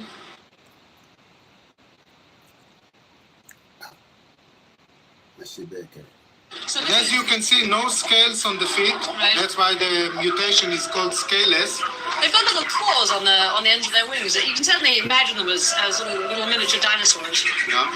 The sexually mature males They're bright red. become red. It's an interaction between the sex hormone and the light, I see. which create this red So it's pigment. testosterone plus lipase turns you red. That's right. These are adult birds. This is mature body size. They will never be bigger than this. When I started to cross birds like these ones With the ones with the ones that we saw. Well, they try to flap. They still know how to flap. I know, rather sweet. Having successfully bred small featherless chickens, Dr. Kahana wanted to see if he could create a big commercial-sized bird. That was the challenge, and indeed we managed to do it, as you can see here. He's huge. This is an He's adult male. absolutely huge. This male is identical in body size to the males that we saw over there in the other house, which have full feathers. The only thing that we changed is that we took advantage of this gene, the scaleless gene, that eliminates or avoids the development of the feathers. And by doing this, we allow these birds to grow nicely and comfortably in hot conditions. These chickens are the result of Dr. Kahana's selective breeding program. And after 6 generations of mating the chickens with the featherless genes, this is what we've ended up with. I can imagine most people's reactions at seeing these chickens is one of revulsion. But if you were a chicken in 100-degree heat, you wouldn't want feathers, believe me. And anyway, they're not the first animal bred to have their natural covering removed. Look at pigs. Wild boar are furry. And even we humans were once apes, entirely covered in hair. So perhaps they're not as weird as they first seem. What is the future of these chickens? Are we going to see them in our supermarkets soon? Well, not in the supermarkets in the UK, but hopefully in the supermarkets in the tropical countries, in Nigeria, in Indonesia, where it's very hot. For these farmers, hopefully in the supermarkets in the tropical countries, in Nigeria, in Indonesia, where it's very hot. For these farmers, it's easier and more efficient because there's no need. You don't have to pluck them. That's right. There's no need to pluck them. The proportion of meat on these birds is higher. So feather in the tropics, they grow faster than a bird with feathers because they don't get held up by the fact they're getting too hot. They're healthier, they cost less because you don't have expensive housing. It sounds fantastic. ṣẹgbọ́n mọ àlè ìyá mi Abọ́sẹ̀dé ní ó ga o ṣẹgbọ́n mọ àlè ó ní sound fantastic wọ́n ní kò ní dáa fún yín.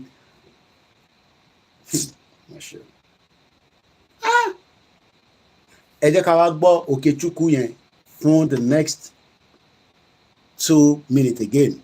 Ẹ jẹ́ mute mic mi mọ́lẹ̀.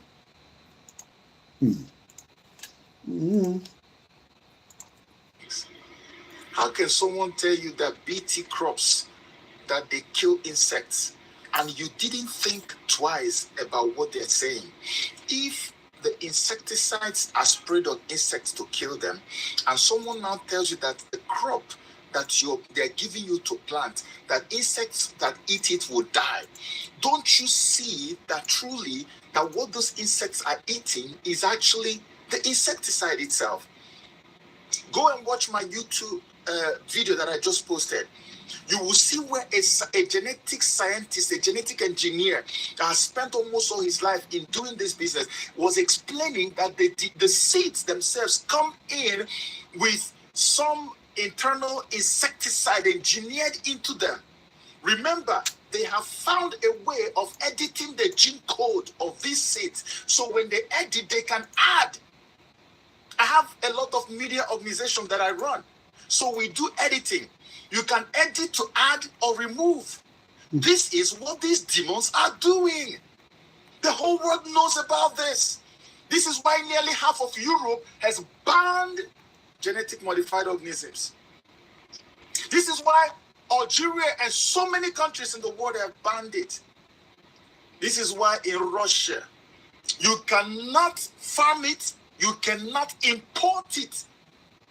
In Russia, all of Russia, because there are too many satanic dimensions to having GMO seeds. In today, if you have GMO seeds, it's not only that the entire population is susceptible to diseases, susceptible to cancer, which has now become a thing in our climate. We were not used to cancer before in Nigeria. All of a sudden, cancer is everywhere. Why? How? This is where they are all coming from. This is where they are coming from. But that's not the only problem. The biggest problem is that ibi tí a máa gbọ́dé nìyẹn. Mo kí ẹ simple right. Mo rí brother mi Keke Okus oníbẹ̀rẹ̀ it causes cancer in the body. Mo rí Alhaja Idiat ní gbogbo Adiat rather ní gbogbo ìlú Ajah. Ẹ káàbọ̀ sórí ètò mà ẹ ṣé gan ẹ kú àdúró tì wá. Ẹ bá ń kí brother mi náà. Mo dẹ̀ kí gbogbo yín ní ìlú Ajah. Mo kí gbogbo yín ní gbogbo ibi tí olúkálùkù wa wà tí a fi ń ṣe ibi tí Ọlọ́run ní ká wà for now. Àtẹni tó wà ní Europe, tó wà l'Africa, kọ́lọ́run kó mú gbogbo wa délé ní ayọ̀ àtàlàáfíà àtẹ̀yìn tí ẹ̀ ń bẹ nílé náà. Tó mo lọ bẹ́ẹ̀ mo kí bàbá wa Síkírù Adéwálé Grammarly wọ́n ní happy weekend ẹ ṣé gan ni mà. Mo kí bàbá mi Ganiu Suraju Alabi, mo kí bàbá wa Oyèdépọ̀ Akíngbà Ọládùnní ẹ ṣé gan ni. Mo kí gbogbo ẹ̀yin tí ẹ̀ ń tẹ̀lé wa Princess Bisi Àgbájímí ẹ ṣé gan ni. Àwọn tí ń jẹ́ prince àti princess kò ń ṣe pet name, so bá ṣe máa ń sọ. Ganiu Ìrẹsì mo kí yín, Nurudeen Akínmọ̀yẹdé mo kí yín. Mo wá kí gbogbo ẹ̀yin silent listeners wa ní gbogbo platform wa. Ibi tá a máa rí ètò sí ní ọ̀sán yìí ní tí a bá ní strength like I said I will come out again, if not ó dẹ̀ tó di weekend nìyẹn kí Ọlọ́run jẹ́ kí gbogbo tá à ń sọ kó gbọ́ kí ìwọ náà lè ṣe kí ni kí o lè mú lò. Gbogbo ẹ̀yin tí ẹ sọ pé mọ tí Ìgbòho ń ṣe gbogbo ẹni tó wá fi support àkàtì lọ lẹ́ẹ̀kan sí ẹ jọ̀ọ́ ẹ ràn wá lọ́wọ́ kí a lè upgrade website yẹn. Wà very very important.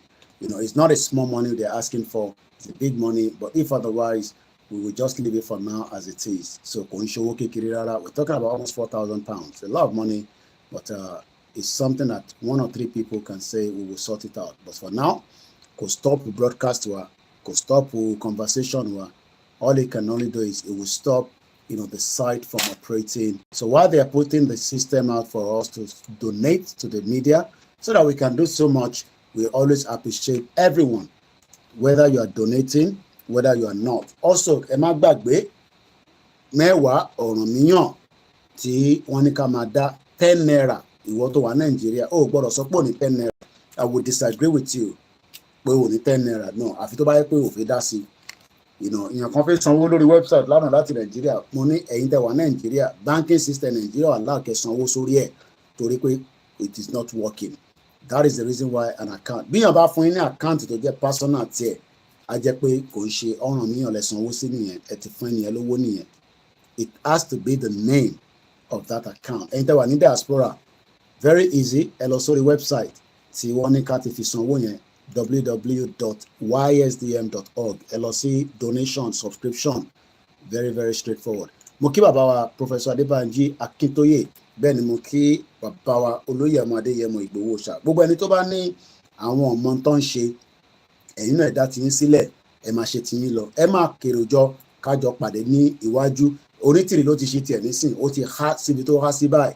Gbogbo tó kù tó ń ṣe nísìn àwáwí ni, àtàwá àtàmọ́ àtàmọ́, repetitive ni wọ́n kàn ṣe nísìn ni torí pé wọ́n ti gba country, ẹ̀yin lẹ lọ accept pé wọ́n ti gba country, so repetitive ni ẹ̀kọ́ máa gbọ́. Awareness ni wọ́n create, kò sí nǹkan kan tó ń jẹ́ pé country àwọn report any jack shit for anybody. Gbogbo rọtí Dúpẹ́ pa nìyẹn, ẹ̀wọ̀n bá àwọn àgbáyé sọ̀rọ̀ kò bá wọn tó wà lá. Ìbọn ni ọmọ Abíọ́lá jáde nísìn kó lọ bá ọmọ Abíọ́lá kọjọ máa sọ̀rọ̀, ìyàwó èrè òsínwé woman. So gbogbo ẹ̀yin wa ibi tá a máa rí mọ nìyẹn ní ọ̀sán yìí. Èmi ni wọ́n ń pè ní Ọláyọmí Kóìkì tí gbogbo yín mọ̀ sí Koikimedia. Mú kí gbogbo ẹgbẹ́ kọ̀ọ̀kan tó ń ṣe ìwọ̀nba tí wọ́n lè ṣe pé kí Elédùmarè kó lè jẹ́ kí a dé ilẹ̀ lérí. Ìgbà wo la máa gba Yorùbá nation? Ìwọ máa ní sùúrù, nígbà tó bá dé wàá mọ̀. But for now, kò sí nǹkan kan tó ń pè ní Yorùbá country. It is called preparing to exit Nigeria. Scotland wọ́n fi exit, Wales wọ́n fi exit. Kò ń ṣàwà nìkan là ń béèrè pa fẹ́ kúrò nílùú táwa. But one thing is, Nigeria will eventually collapse. How soon? Everybody can see it and you can feel it. Have a very good afternoon. Enjoy the rest of the weekend. Koikimedia bringing the world closer to your doorstep.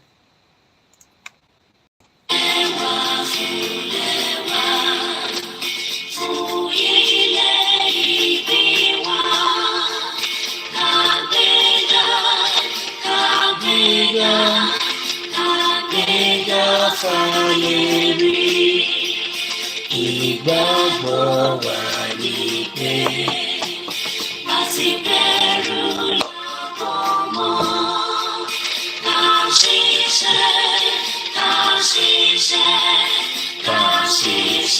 ká jọlá. Ìṣọ̀kan tó mìíràn ìgbẹ́jẹ́ ká mọ́lẹ̀ bá tẹ̀síwájú. Ọ̀pọ̀ ire àtọ̀hún tó dára, ọ̀nà Oòduà dìde, bọ́ sí ipò ẹ̀tọ́ rẹ̀. Ìwọ ni ìmọ́lẹ̀ gbogbo adúláwọ̀.